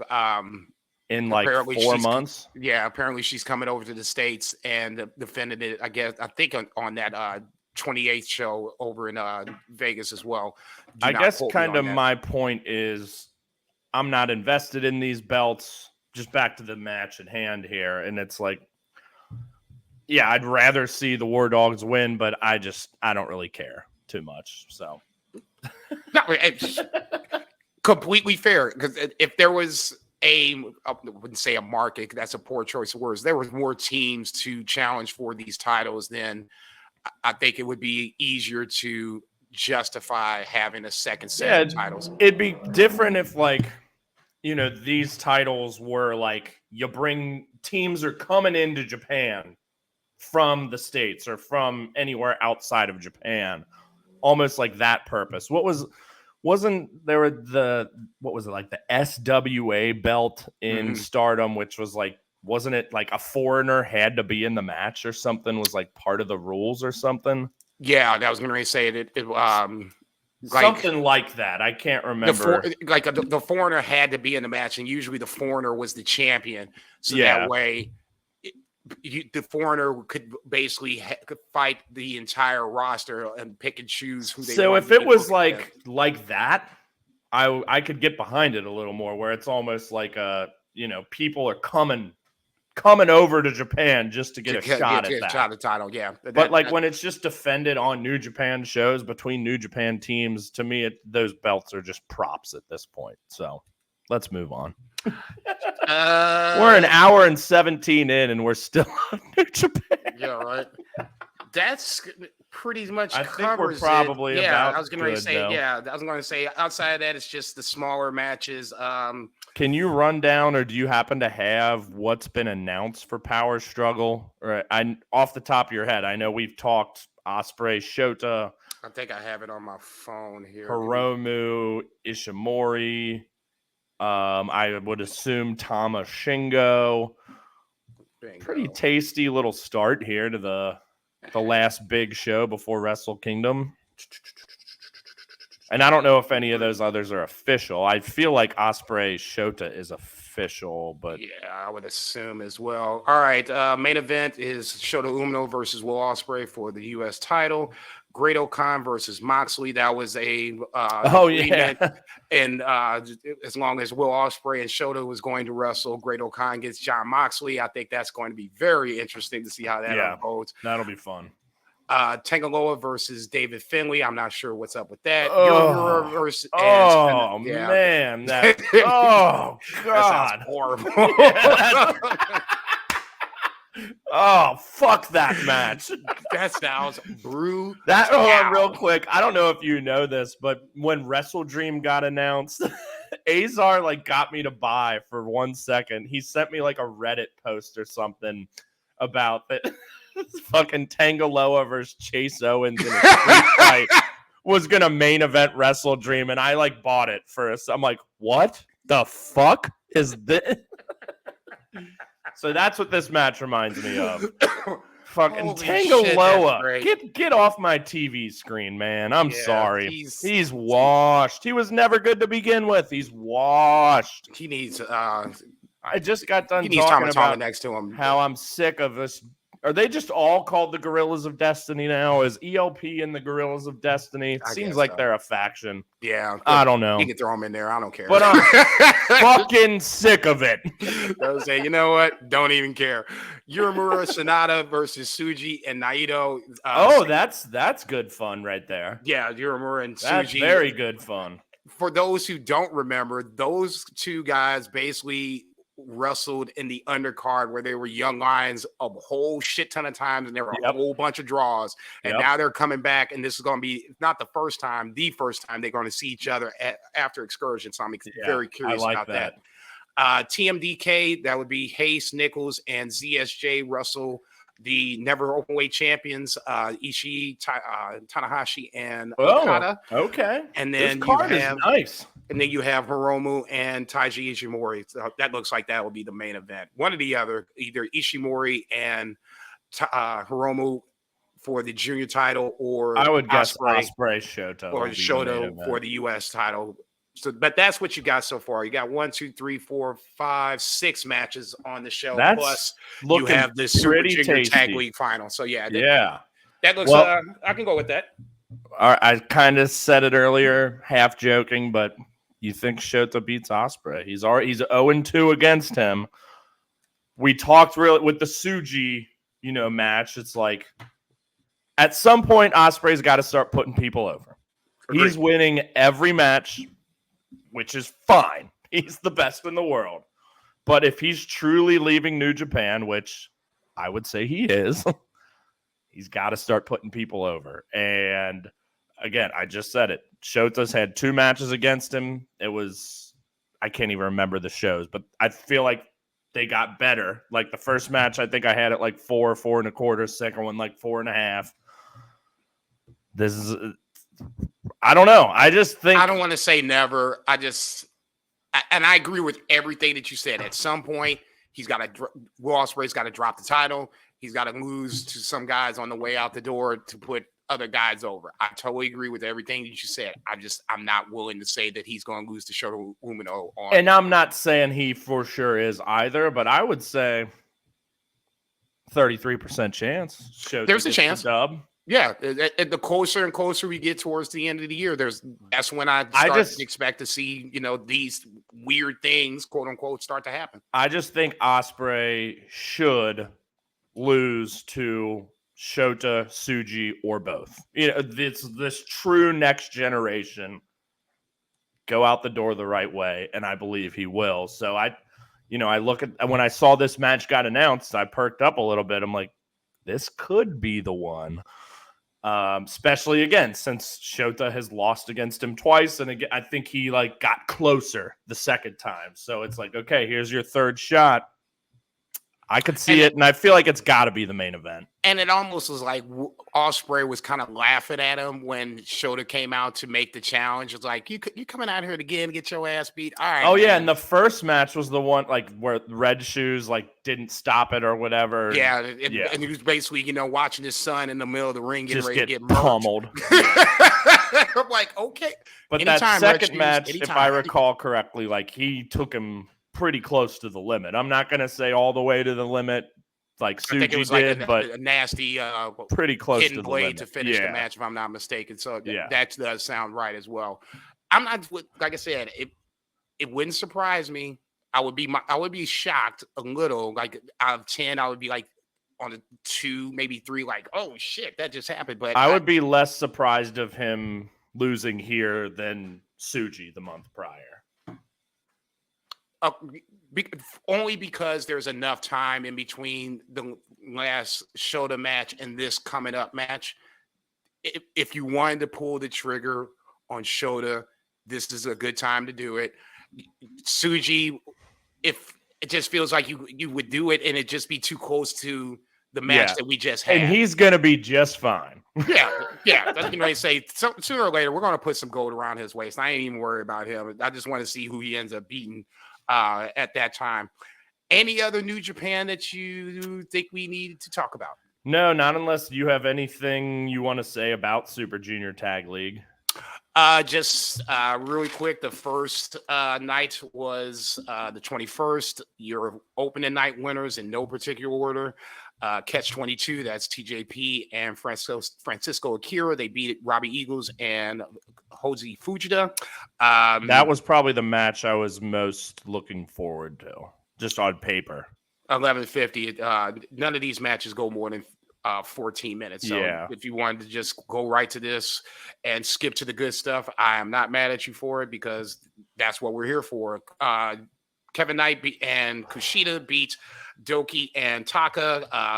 DKC and Taguchi lose to Master Wato and Desperado. That's going to be the team to watch for because they're going to be comedy all the way through. So real quick, we didn't talk about that match 7 of the series. What the fuck was that? Are you kidding me? Like, I could have been more mad. Yeah. Okay, so we go a whole month. Yeah. And you're gonna tie the fucking series. And we plotted it out ahead of it was like it could go 2 wins, 2 draws, or 2 losses, 1 draw apiece. Like there's a way this can work. And you ended in a tie and everyone just getting along willy-nilly, and now Wato and Despy are partners? And they're a comedy team? What the fuck was all that?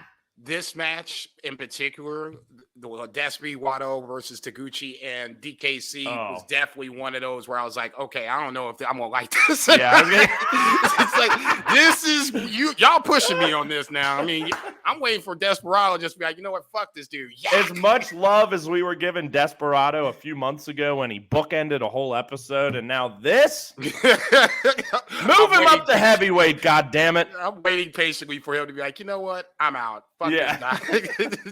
It is funny, but I don't know if I can go a whole month of this. We'll see what happens.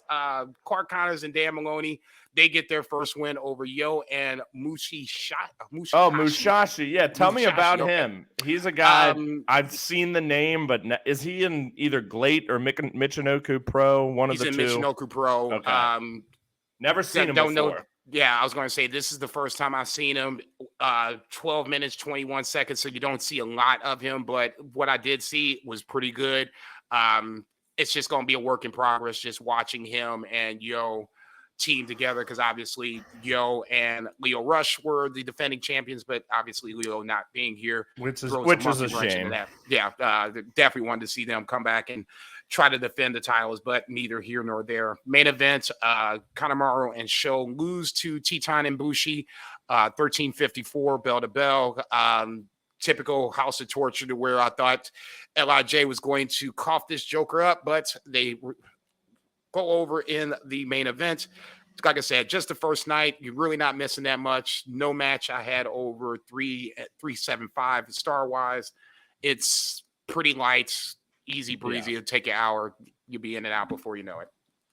Outside of that, I guess if you want me to pin down a winner, jeez Louise, I don't even know, to be perfectly honest. Catch 2-2.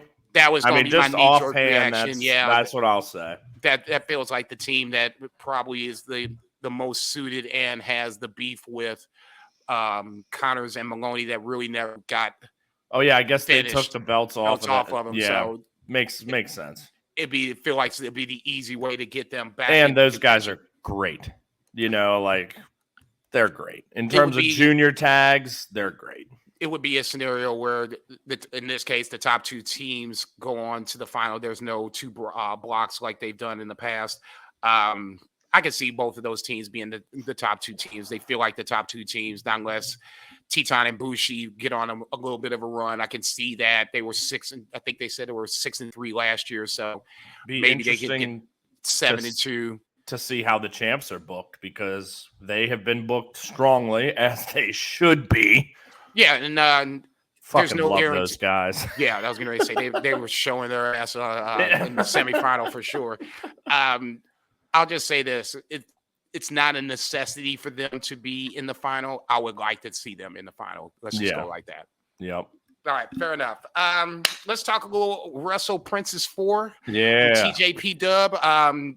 1, 2, 3 matches I really want to talk about. A 4th that was floating out there, and then if you want to talk about any other matches, I don't think you do, because I think you only watched maybe the 3 title matches. And maybe... No, I watched a little more. I'm pulling it up right now. I skipped. I mean, it was a longer show for sure, because it's one of their big ones. So I started with the tag. So I skipped the first 4, watched the last 6. So the Miyu Watanabe and Yuki Arai versus Ryo Mizunami and Yuki Aino, which I thought was great. I gave it 4 stars. I gave it 3.75. I missed TJPW, man. That's unfortunately what's kind of fallen by the wayside first over this summer before I even got the job I have now. But it's a good and similarly, because it's owned by the same company as NOAH and DDT, it always looks great. The presentation, the production, it was a little bit of a darker room, but like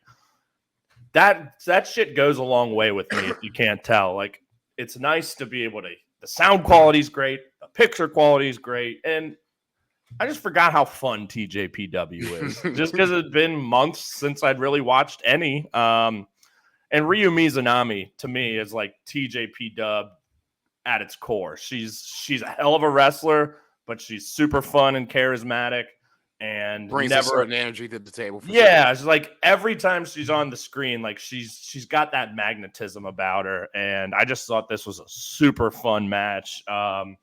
Watanabe and Yuki Arai, I thought, made a nice team. Watanabe kind of sliding into Saki Akai's spot, as her and Arai, I think, won the tag belts last year together.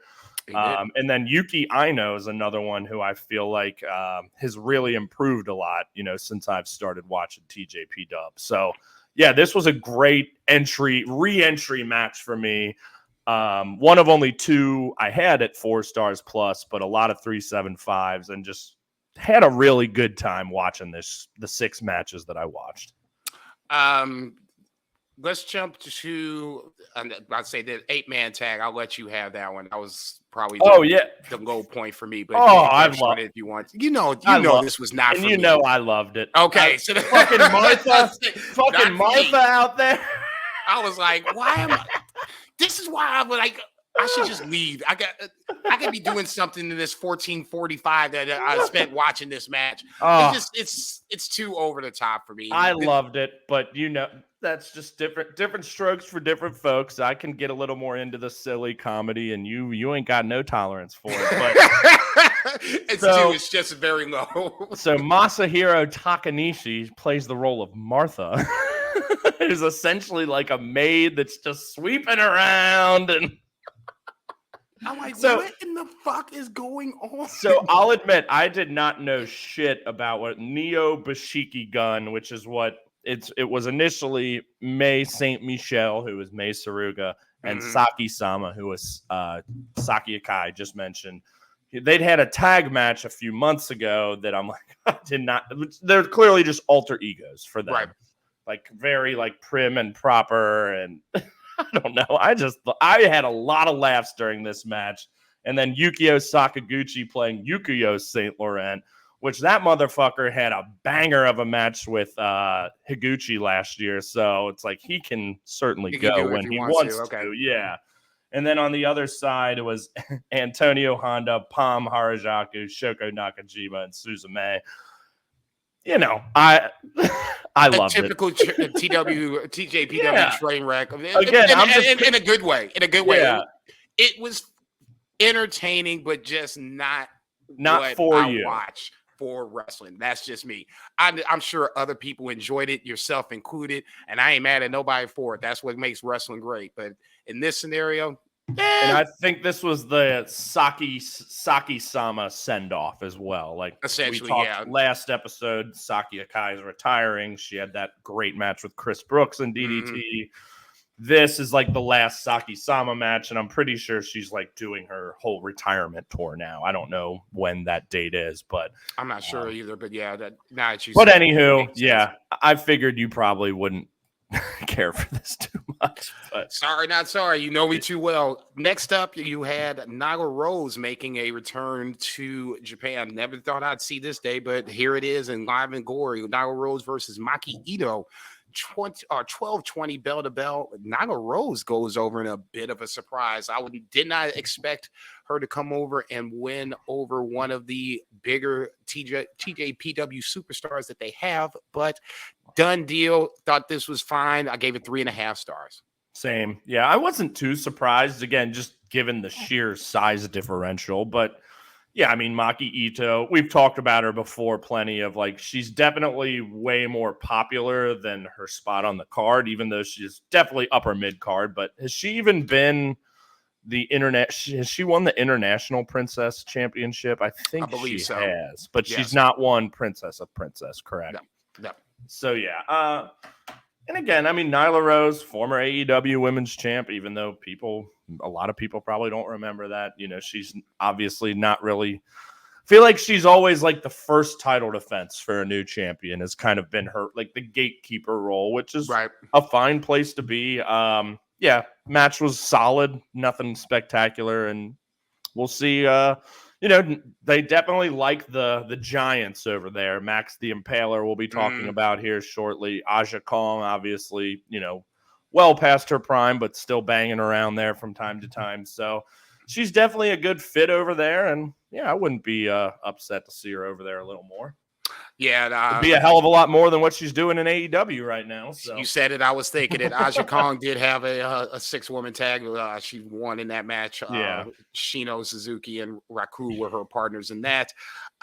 Next up, you had the title match tag title match to determine new International Princess of Princess Tag Team Champions. Read my handwriting. Kamafuku and Manahiro Kairu versus Hakuri Noka and Jesus Christ, can't talk this evening. Now Kakao. Let's try this again.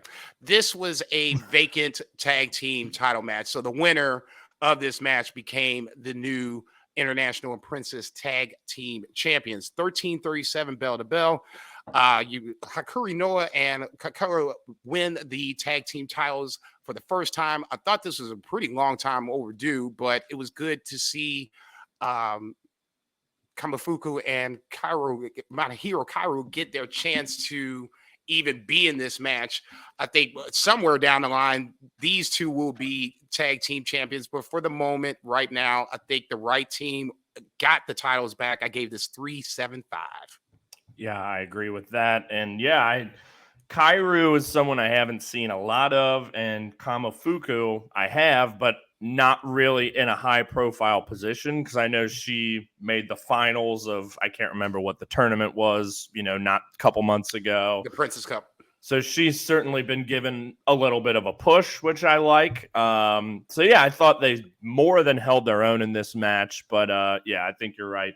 Again, not having been super engaged, but the free Wi-Fi team of Hikari Noah and now Kakuta deservingly so, get the dub here. And yeah, just a very fun, very entertaining match.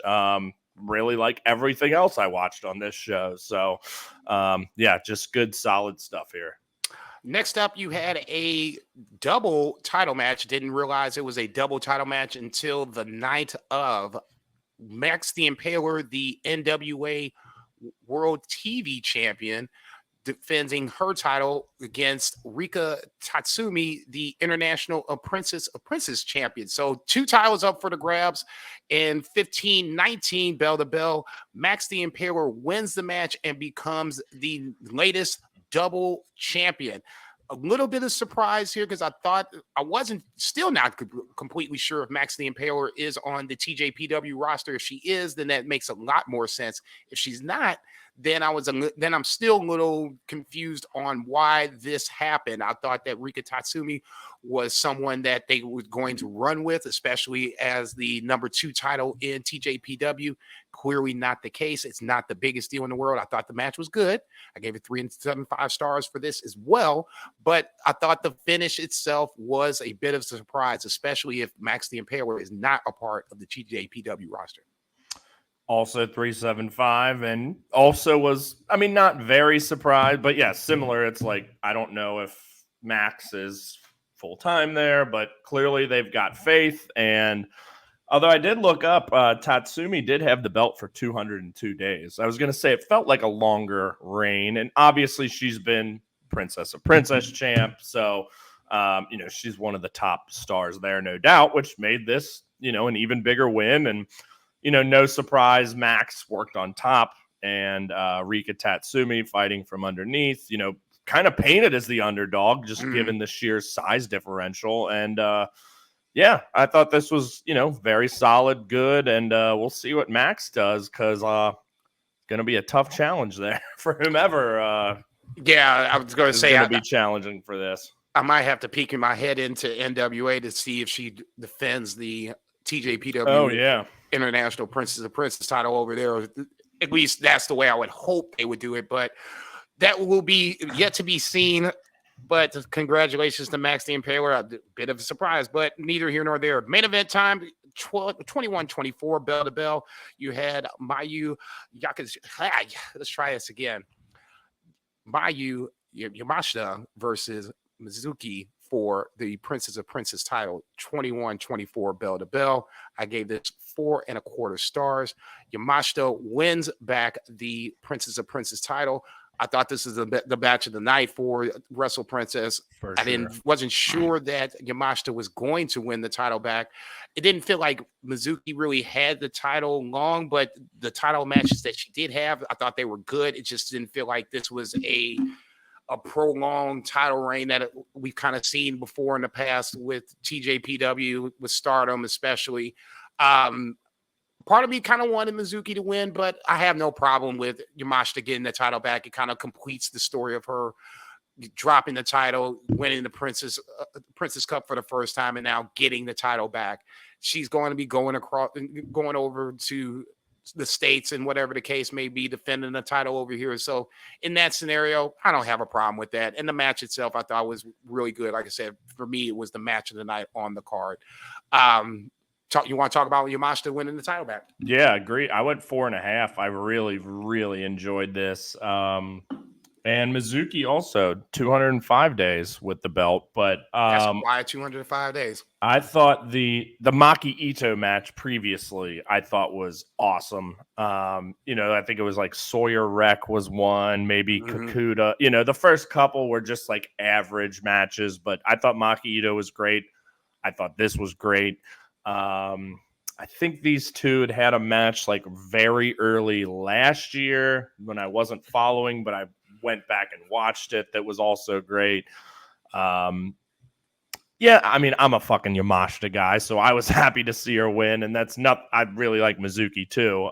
But yeah, I agree in that I think there was a little more juice to squeeze out of the title reign, but Yamashita's the fucking ace, baby. So let's get it back on her. It's been...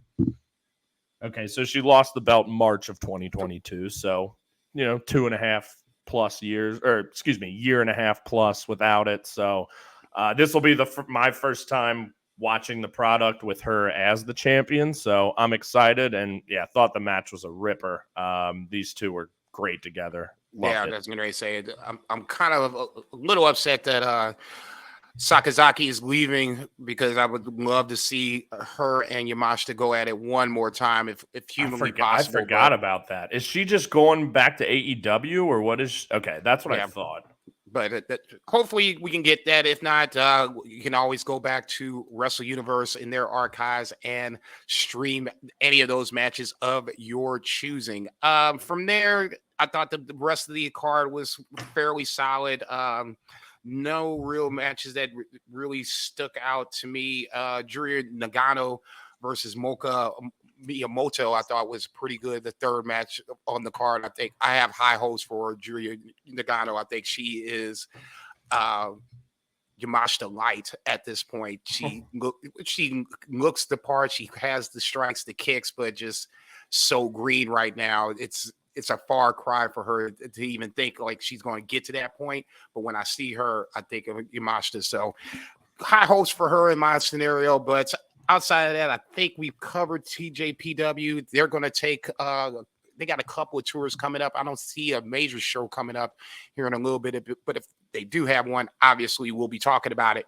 So now it is time for Mr. Brett Jager to relieve his bowels on the world of wonder that is called Stardom.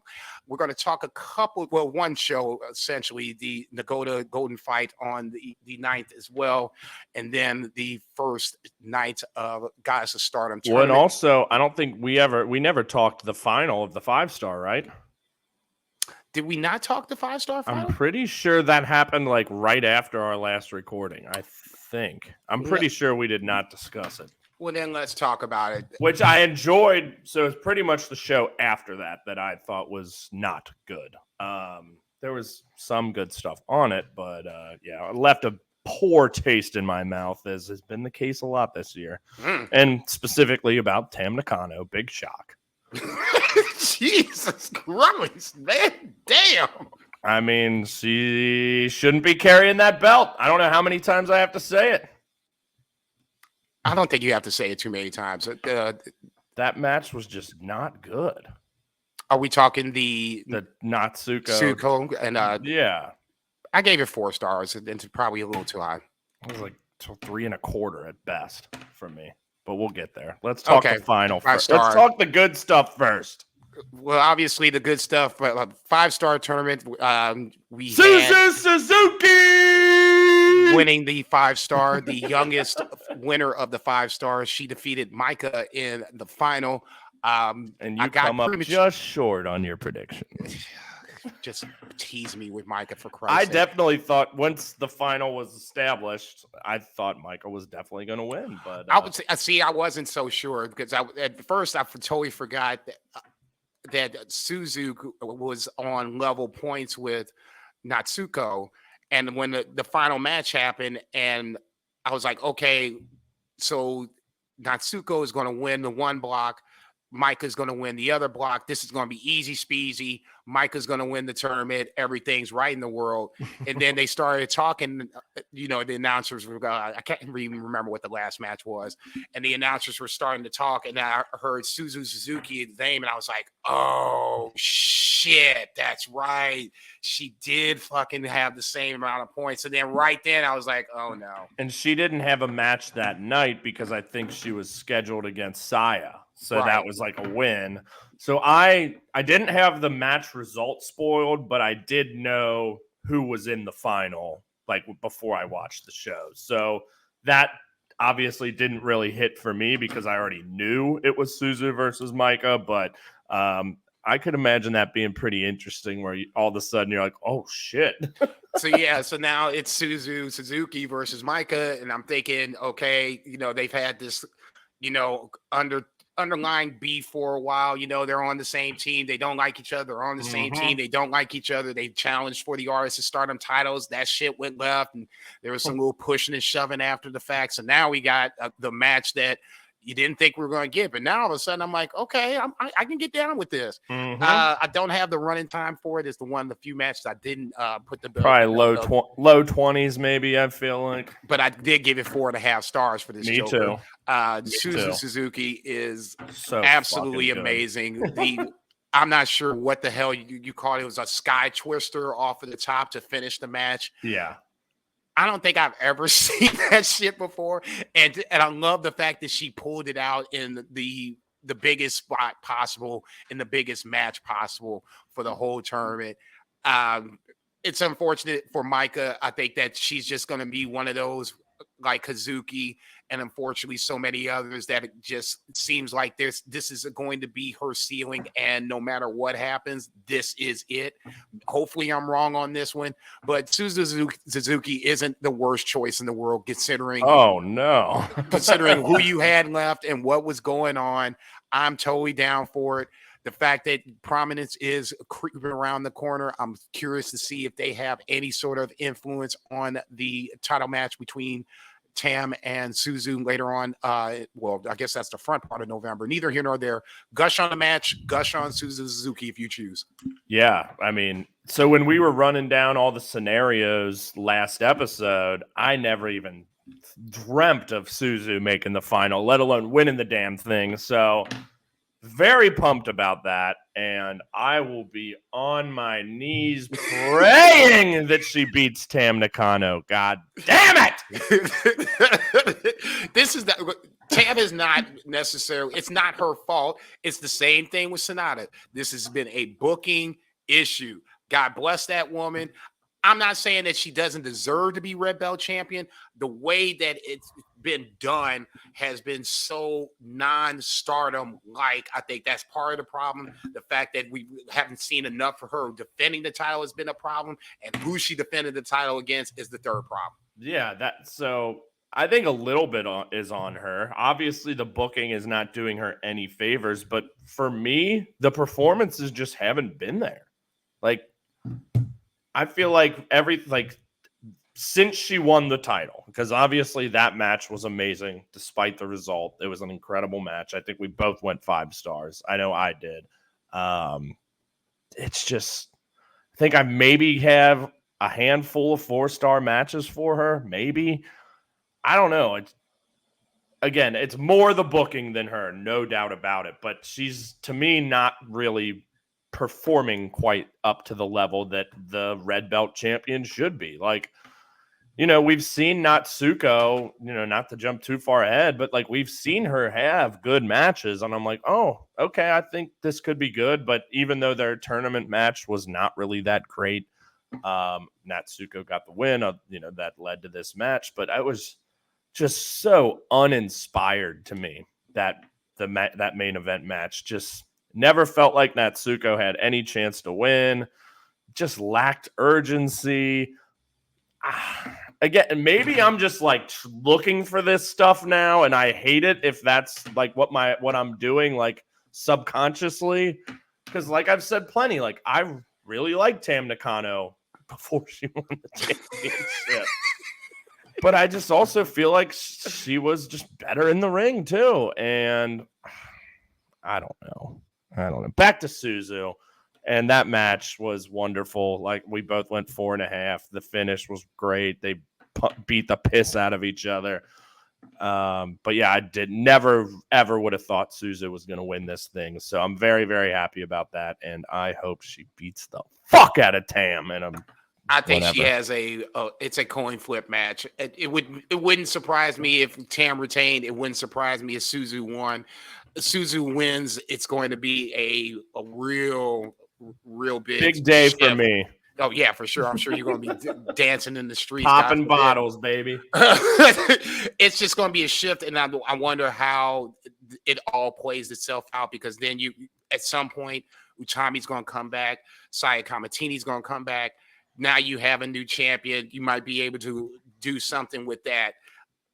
I would really like to see Tam get better opponents before I start putting the nail in her title reign. I'm not saying I like this title reign. I'm just saying that a part of it is the competition itself, who's across from her that helps her, or in this case, hinders her from having a solid title reign. I think the Suzu Tam match is going to be good, and that's going to I do too. Reinforce what I've just said. I think the people across from her is part of the problem. It's not necessarily all on Tam.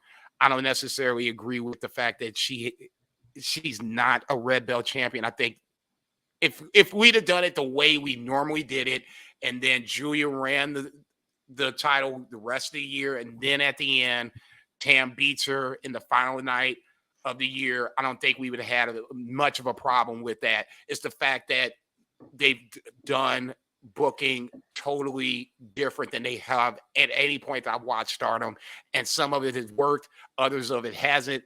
Some of angles haven't even been touched in a while. So I mean, in that scenario, I can kind of see the frustration with Tam, because Tam feels like the one person that has survived this whole fray and is the champion on top. Not saying that she's been the best champion, but I mean, she's the champ nonetheless. I still want to see her with better competition before I start dropping the hammer on her fucking title reign just yet. That's fair. That's just me. You know how I feel. No, look, if somebody would, one of my favorites fell to somebody I had, mixed feelings about, I'd be a little pissy too. Well, I didn't have mixed feelings before that, Like I said, I've always liked Tam. She's never been even in my top 5, but she's had some fucking great matches. It's just, we've talked enough about it. Wrong place, wrong time. Like you just said it. Tam beats Julie at the end of the year after Julie has a nice reign. Tam, it was just too early for her. I think you could have spent this year, just like they did for Julia last year, getting her ready for that. She then wins the 5-star and then gets the dub. I would have been totally fine with that. But, given how it went down and that she has done anything but impress since carrying the title, yes, booking, yes, competition, not great, but she still could have looked, in my opinion, more like a champion and better in these matches, and just how she carries herself, frankly. And And, she's not Utami. She's not Suri. She's not Julia. She's not that bad. She looks like a fucking little princess, but Right. she can fight. And I don't know. It's her just and Natsupoi in that cage. That's one of my favorite matches. Any match with Julia she's had. Plenty of others. It's disappointing, and I've said this ad nauseum. I hate that it's kind of made me dislike Tam because it's way less of her fault than anything. But that's just the way it is. So I do think the Suzu match will be excellent. Yeah, and high expectations for that shit. I am going to be very invested in it. I'm going to be very upset if I don't know. I'll see how I'm feeling. No, obviously, you know who I'm rooting for. Yeah, I was going to say, obviously, you're rooting but for if Tam. it's a great fucking match and Tam gets the win, maybe that'll kind of start building her back up for me. I don't know. I'm obviously sour about the whole fucking thing. That's what I'm kind of expecting, to be perfectly honest. Yeah. As much as I'd love to see Suzu win it, I just think this might be too much too quick. Maybe I don't disagree. Doesn't change the fact that I want it. Oh yeah, I was gonna say you're gonna be the guy that I'm gonna be thinking about that whole day that I'm watching that show, because I'm probably gonna watch it first before you get a chance to. And I'm like, Jesus Christ, if this goes left, I'm gonna have to pull this Joker off the roof somewhere. All right, let's talk about the Nagoya Golden fight before we close this show up. Obviously, we did talk a little bit about the main event, but we can get into it a little more if you want to. Tam Nakano did it. He said no. He's like, Tam Nakano did retain the red belt over Katsuhiko. It was 12-34 bell to bell. I gave it 3 3/4 stars. Is that it? 12-24? No, 21-34. Okay. 21-2-1-3-4. The longest match. Oh, no, second longest match on the card, which is a little bit of a surprise, but neither here nor there. This match was fine. It wasn't the match that I expected, where it was going to be more fuckery than not. I guess Nakatsu decided to pop that fuckery on the shelf for a little bit. It didn't serve her well because she took the L, but I didn't think she was going to win anyway, like you said. The longest match on the card was the semifinal match, where you had Kairi making her final match in Stardom. Herself, Nanae Takahashi, and Mayu Iwatani wrestled and defeated Hazuki Kojima and Saya Iida. I just want to talk about this for like 30 seconds, maybe a minute if longer.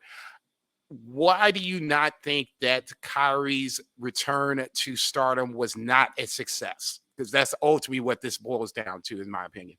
Yeah, it definitely was not a success, but I wouldn't say it was like a big failure either, because she was just more of like an attraction than like part of the roster. Like she obviously wasn't in the 5-star. She had what? A few singles matches. I can't even really, if any. I don't even know. She won the IWGP championship. Oh yeah, I guess that's true. But other than that, I don't know. Again, it's not like a failure. But it just was kind of there. I definitely had higher expectations for it, but I'm not like mad about it either. This match didn't do a whole lot for me either. I mean, you know how I feel about Nene Takahashi. I feel like it was even more in this match just because it was like a celebration. It turned me off completely. And admittedly, just the teams are very lopsided. You just look on paper, Kairi, Mayu, and Nene Takahashi against Hazuki and 2 jobbers. Two people that weren't even in the 5-star. God damn. Am I wrong? Tell him what he's telling us. Fuck. Beat you to it. Yeah. I'm not saying that Kojima is a former high-speed champion. Now, Saya Iida, okay, fair enough. You want to throw her in the jobber, category. I'm not going to stop you on that. I just want to say that her and Hanan are the new blood tag team champions. So take it for what it's worth. Yeah, that holds a lot of weight. And Koguma, She can kick rocks. Wow. She over here catching strays. Hazuki, the truth. We all know that. But yeah, I was about to say the match was fun. Like, I thought it was a solid match, but I can't go above 3.5. I just wasn't into it, and it was very long. It was 24-25. Yeah, I was going to say I gave it 3.5 stars too. I thought the match itself was fine.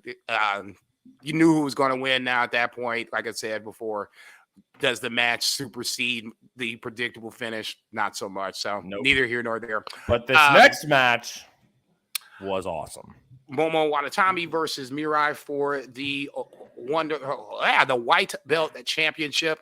15-32 bell to bell. Mirai retains over Momo Watanabe. I gave it 3.375 stars. 3.37. Wow. Stars. I was 4.5 on this one. Really? I think I just like Mirai more than you. I feel like I'm always. No, I didn't think that this wasn't a match that I really was getting into, really. I didn't think that Watanabe was given the best effort. It was better than what we've seen before in the past. Man, but it just felt like it was like, okay, we rolling the ball out and here's Mirai. I was into it. I mean, there wasn't as much fuckery from her. She was working the arm, because Mirai loves to throw lariats. I just feel like the last 5 minutes of this was just excellent. Just back and forth, hard hitting.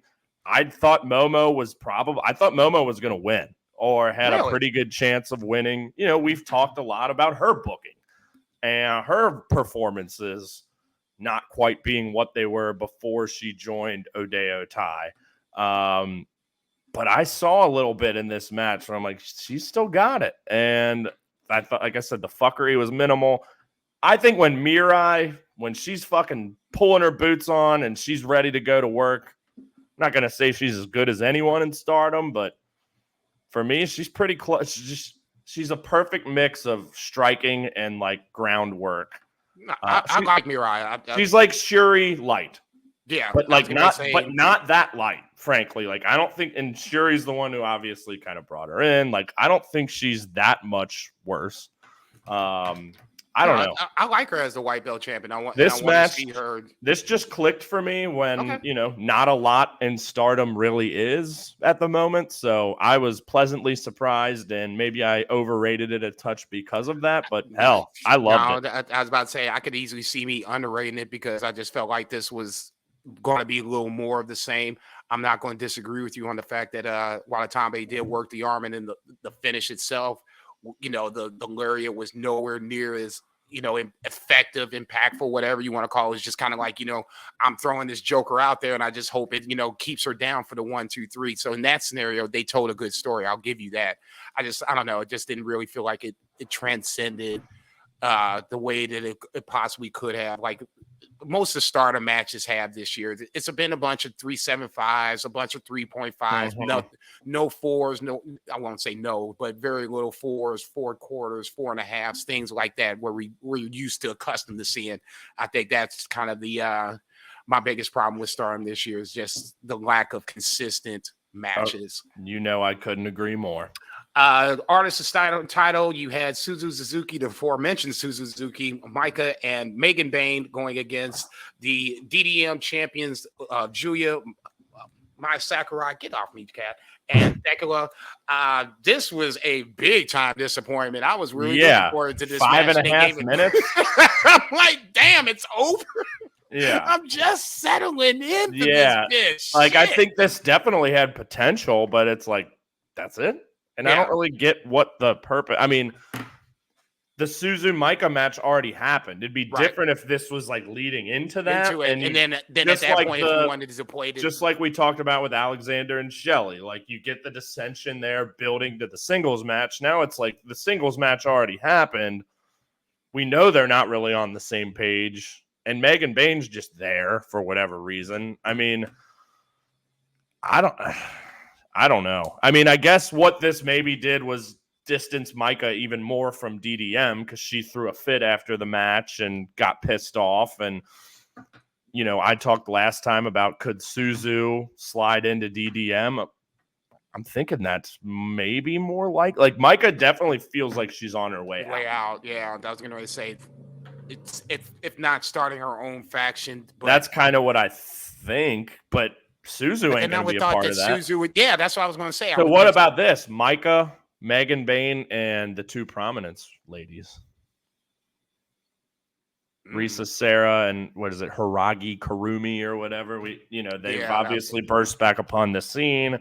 Suzu slides into DDM. Now we're cooking with gas, baby. Yeah, because they would all have some sort of beef against Suzu. At least 3 of the 4 of them. Megan Bain would just be your the muscle of the group. Which We know Julia doesn't like Prominence at all. No. So I wouldn't be against that. By But no I think stretch of that- the imagination. that I didn't really think about it until we were already talking. I think that's kind of the story here is Micah storming off, being pissed at her own teammates. And she'd already been teaming with other people, these last few months. So writing is definitely on the wall there. And obviously Himeka left, her partner. So it's, Right. yeah. Okay. No, I'm here I for it. would totally be down with a Michael-led unit in Stardom. That would be something I would definitely be paying attention to. One other match I wanted to, well, 2 other matches. Let's start with the curtain jerker. Saki Kashima losing the high-speed title to May Sarah. God Your bless her. girl. Yeah, well, it was a long time overdue. I Yeah. like Saki, but damn, she kept running away from May Sarah. It would not matter until she finally lost, and they're like, now I'll challenge you for the title.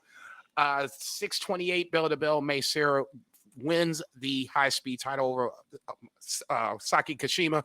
I kind of wanted Saki to hold on the title a little longer just because it was her first title in Stardom, but this was a decent title run. I mean, the high speed title is not the red belt, the white belt, so it's not like it.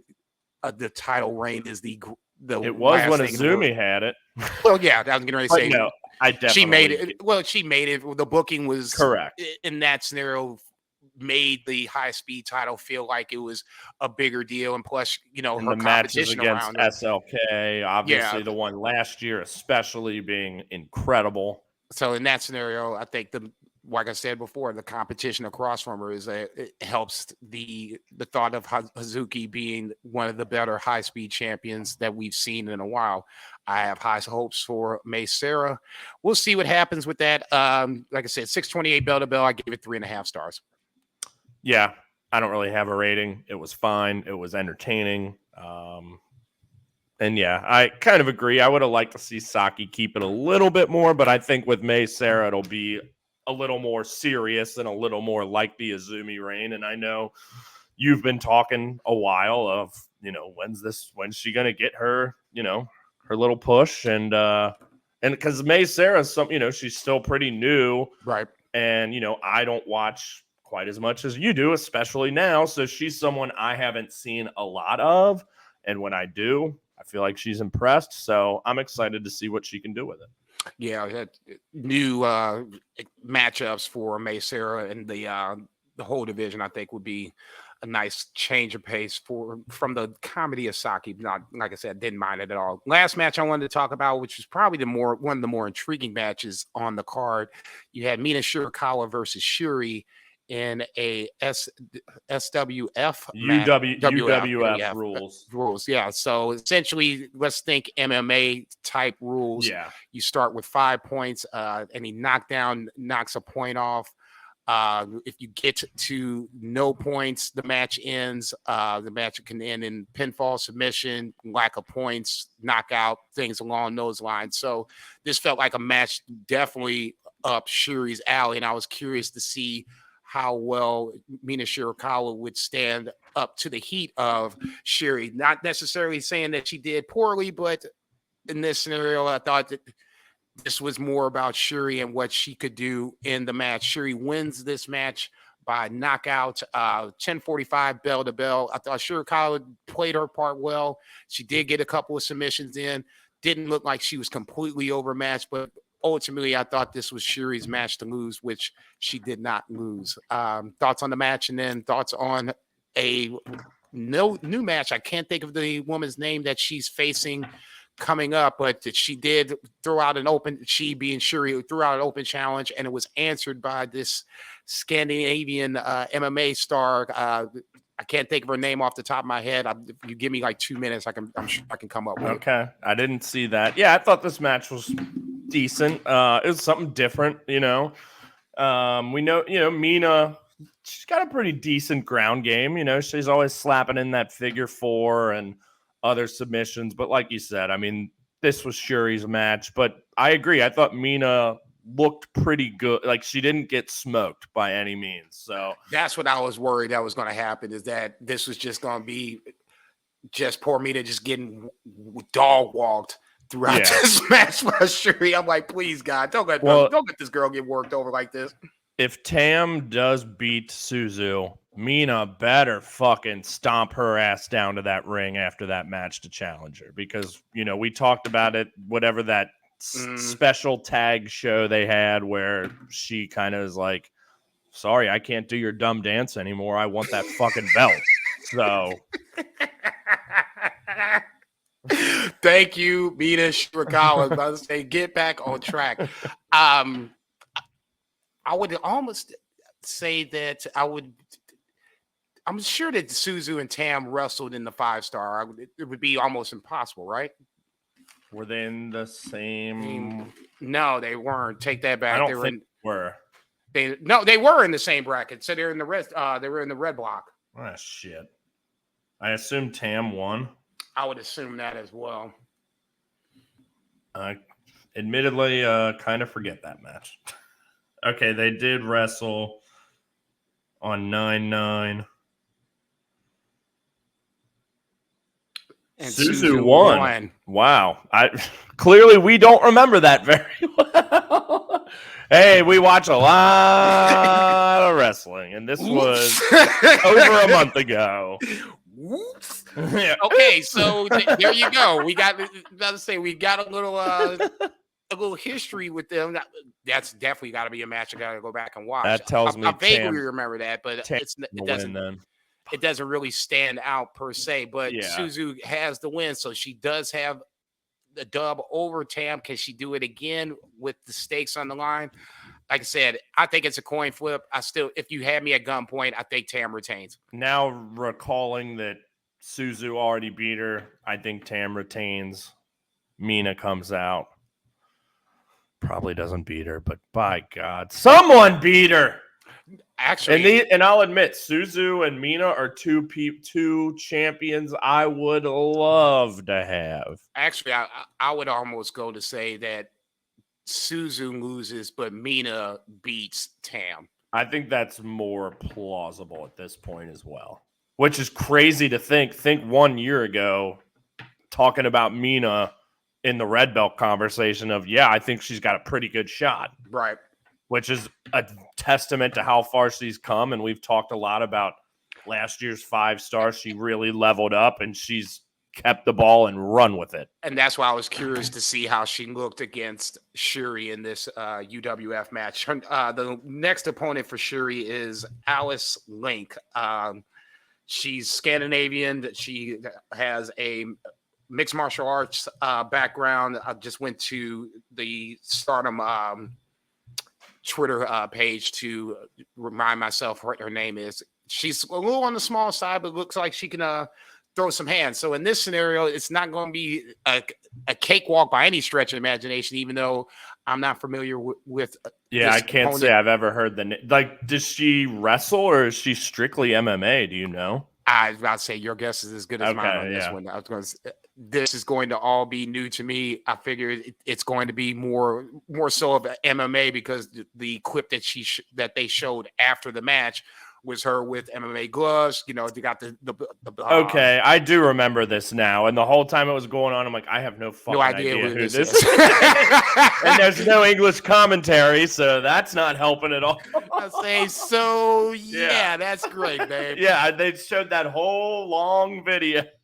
I'm gonna have to get you when Stardom World comes out with this because I have no idea who you are. So that's the next opponent for Shuri. It looks like that's going to be more on par to someone that she should be going into a UWF match with. So I'm very, very intrigued with that.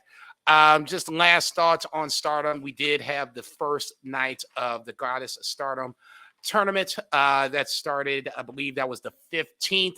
So what I'm going to say real quick is for both this and Super Junior Tag League, just let me know when there's like, you need to watch this match. Because like I said, I'm just not really going to have the capacity to watch a lot of it.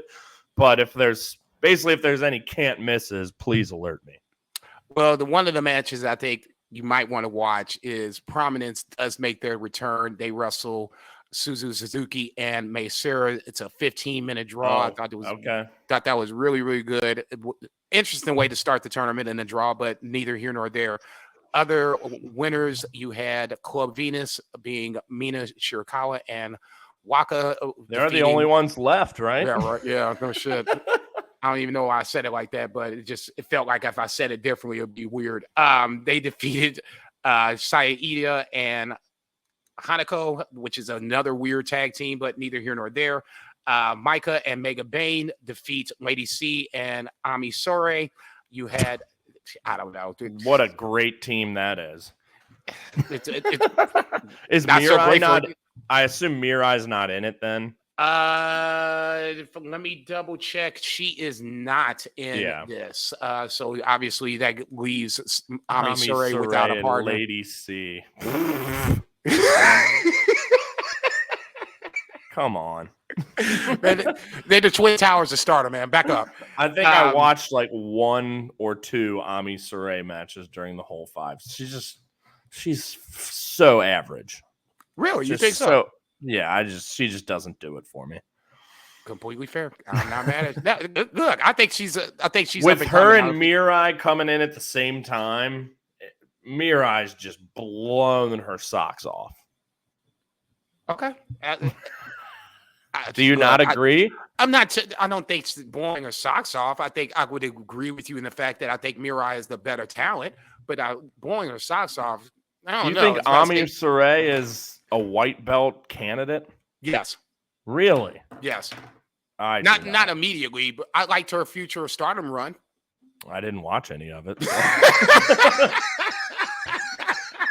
You ain't shit. Megan Bane, Michael are winners. FWC defeat Mayu and Hanan in the main event. I thought that was pretty good. It's only 12 minutes, so you can sneak that in if you want to. And Nakutsu and Momo Watanabe defeat Shuri and Saki. God bless Saki Kashima. She's just going to be comedy the whole way through, dragging poor Shuri just down. Eating pins. Dragging poor chomping Shuri them down. Outside of that, that's, like I said, the first night of the Guys at Stardom tournament. More of that when it comes along. So things to look forward to for PSP 16. We'll be talking. I feel like, should we at least touch on Noah since we haven't talked any? Just at least, I know you watched the show Nakajima's Last Korakuen, and then before we hit record, we were talking about what's to come. So let's at least give a little Noah update here, since there was no like major show since the last time we recorded. This is true. The biggest news coming up, obviously Nakajima's final show on the 28th. He had a really good 6-man tag. I believe it was him, Masa Kitamiya, and Shiozaki versus trying to think on the other side. It was like Marufuji, Sugura, right? Yes, and Mochizuki, if I'm not mistaken. That sounds right. Okay, so all guys that had some sort of feud, whether it was prolonged or not, with Nakajima, and that all kind of developed throughout the match. Even at one point, you had Masakita Miya and Nakajima trading off strikes after Nakajima accidentally hit Masa in one point. So always love when teammates come to blows during and then later on, Masakita Miya and Nakajima get back on the same page to lead towards the victory. So in that scenario, I thought it was a really good match, to where you had the past and the present of Nakajima all coming together in a 6-man tag to close out the show. From there, obviously, the next and the last show will be on the 28th. I believe it's he and Shiozaki versus Kiyomiya and Segura. Sounds right. I'm not 100% sure. From there, then the I guess the speculation begins on where Nakajima will turn up. Apparently, he did show up at a All Japan Pro show the day after this 6-man tag, so that would have been the 21st. He showed up at All Japan. I know we threw that out there as a possible landing spot. So I guess that was the show that had Yuma and Kento on it. I believe so. We're gonna have to find that. Yeah, I was going to say that's probably going to be a YouTube search here once we finish recording this. But neither here nor there. Here, I got a simple yes or no question for you. Shoot. Does Nakajima show up at Wrestle Kingdom?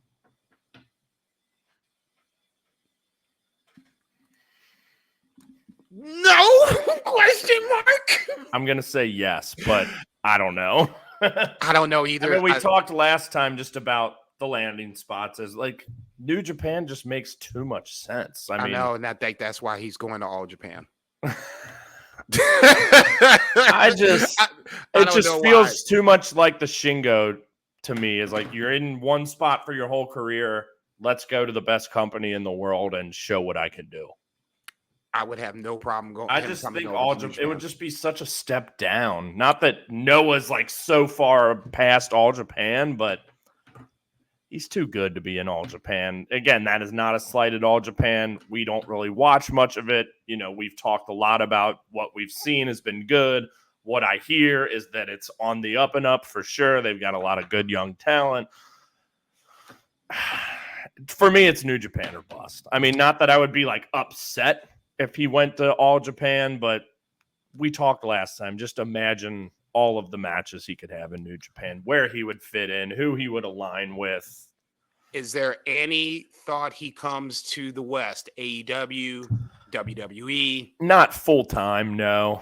I don't see it. I mean, I could see him like popping, especially if he signs with New Japan, like popping into AEW every now and then, but I don't really see him signing full time anywhere over here. Okay. All right.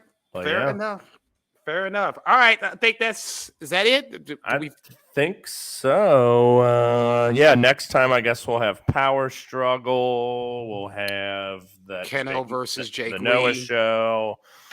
Some Stardom bullshit.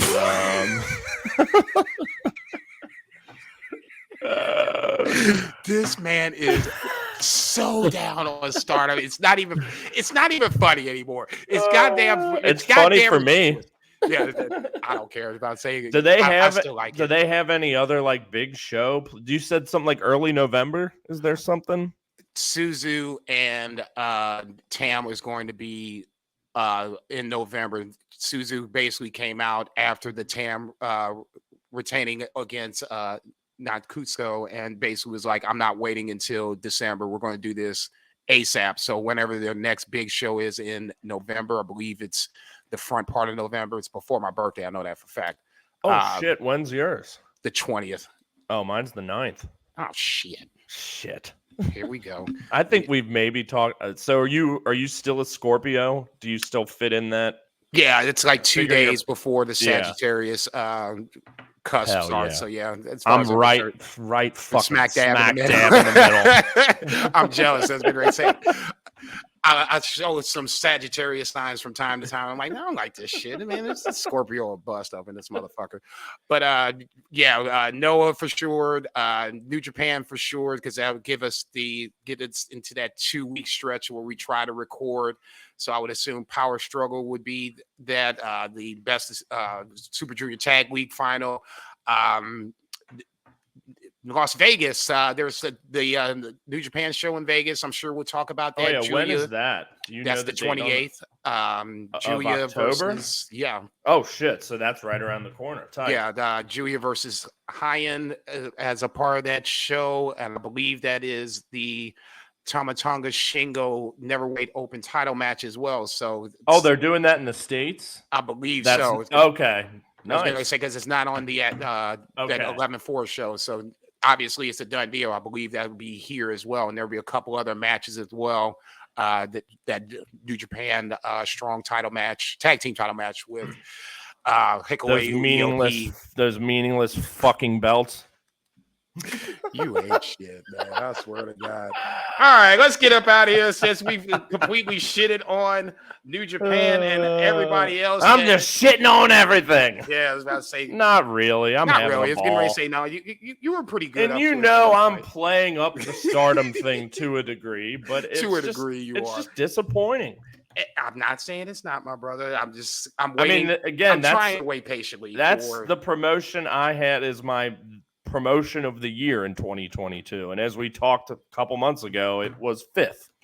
And I would say probably still 5th. Damn, maybe man. 4th. I don't know. No, Noah's just been pretty solid this year. It's 5th. Let's not sit up here and lie to yourself and me. You know it's better. You It know is you like 5th. Noah more than you do Stardom right I about now. do. Okay, there you go. So let's just be honest with the shit. Goddamn.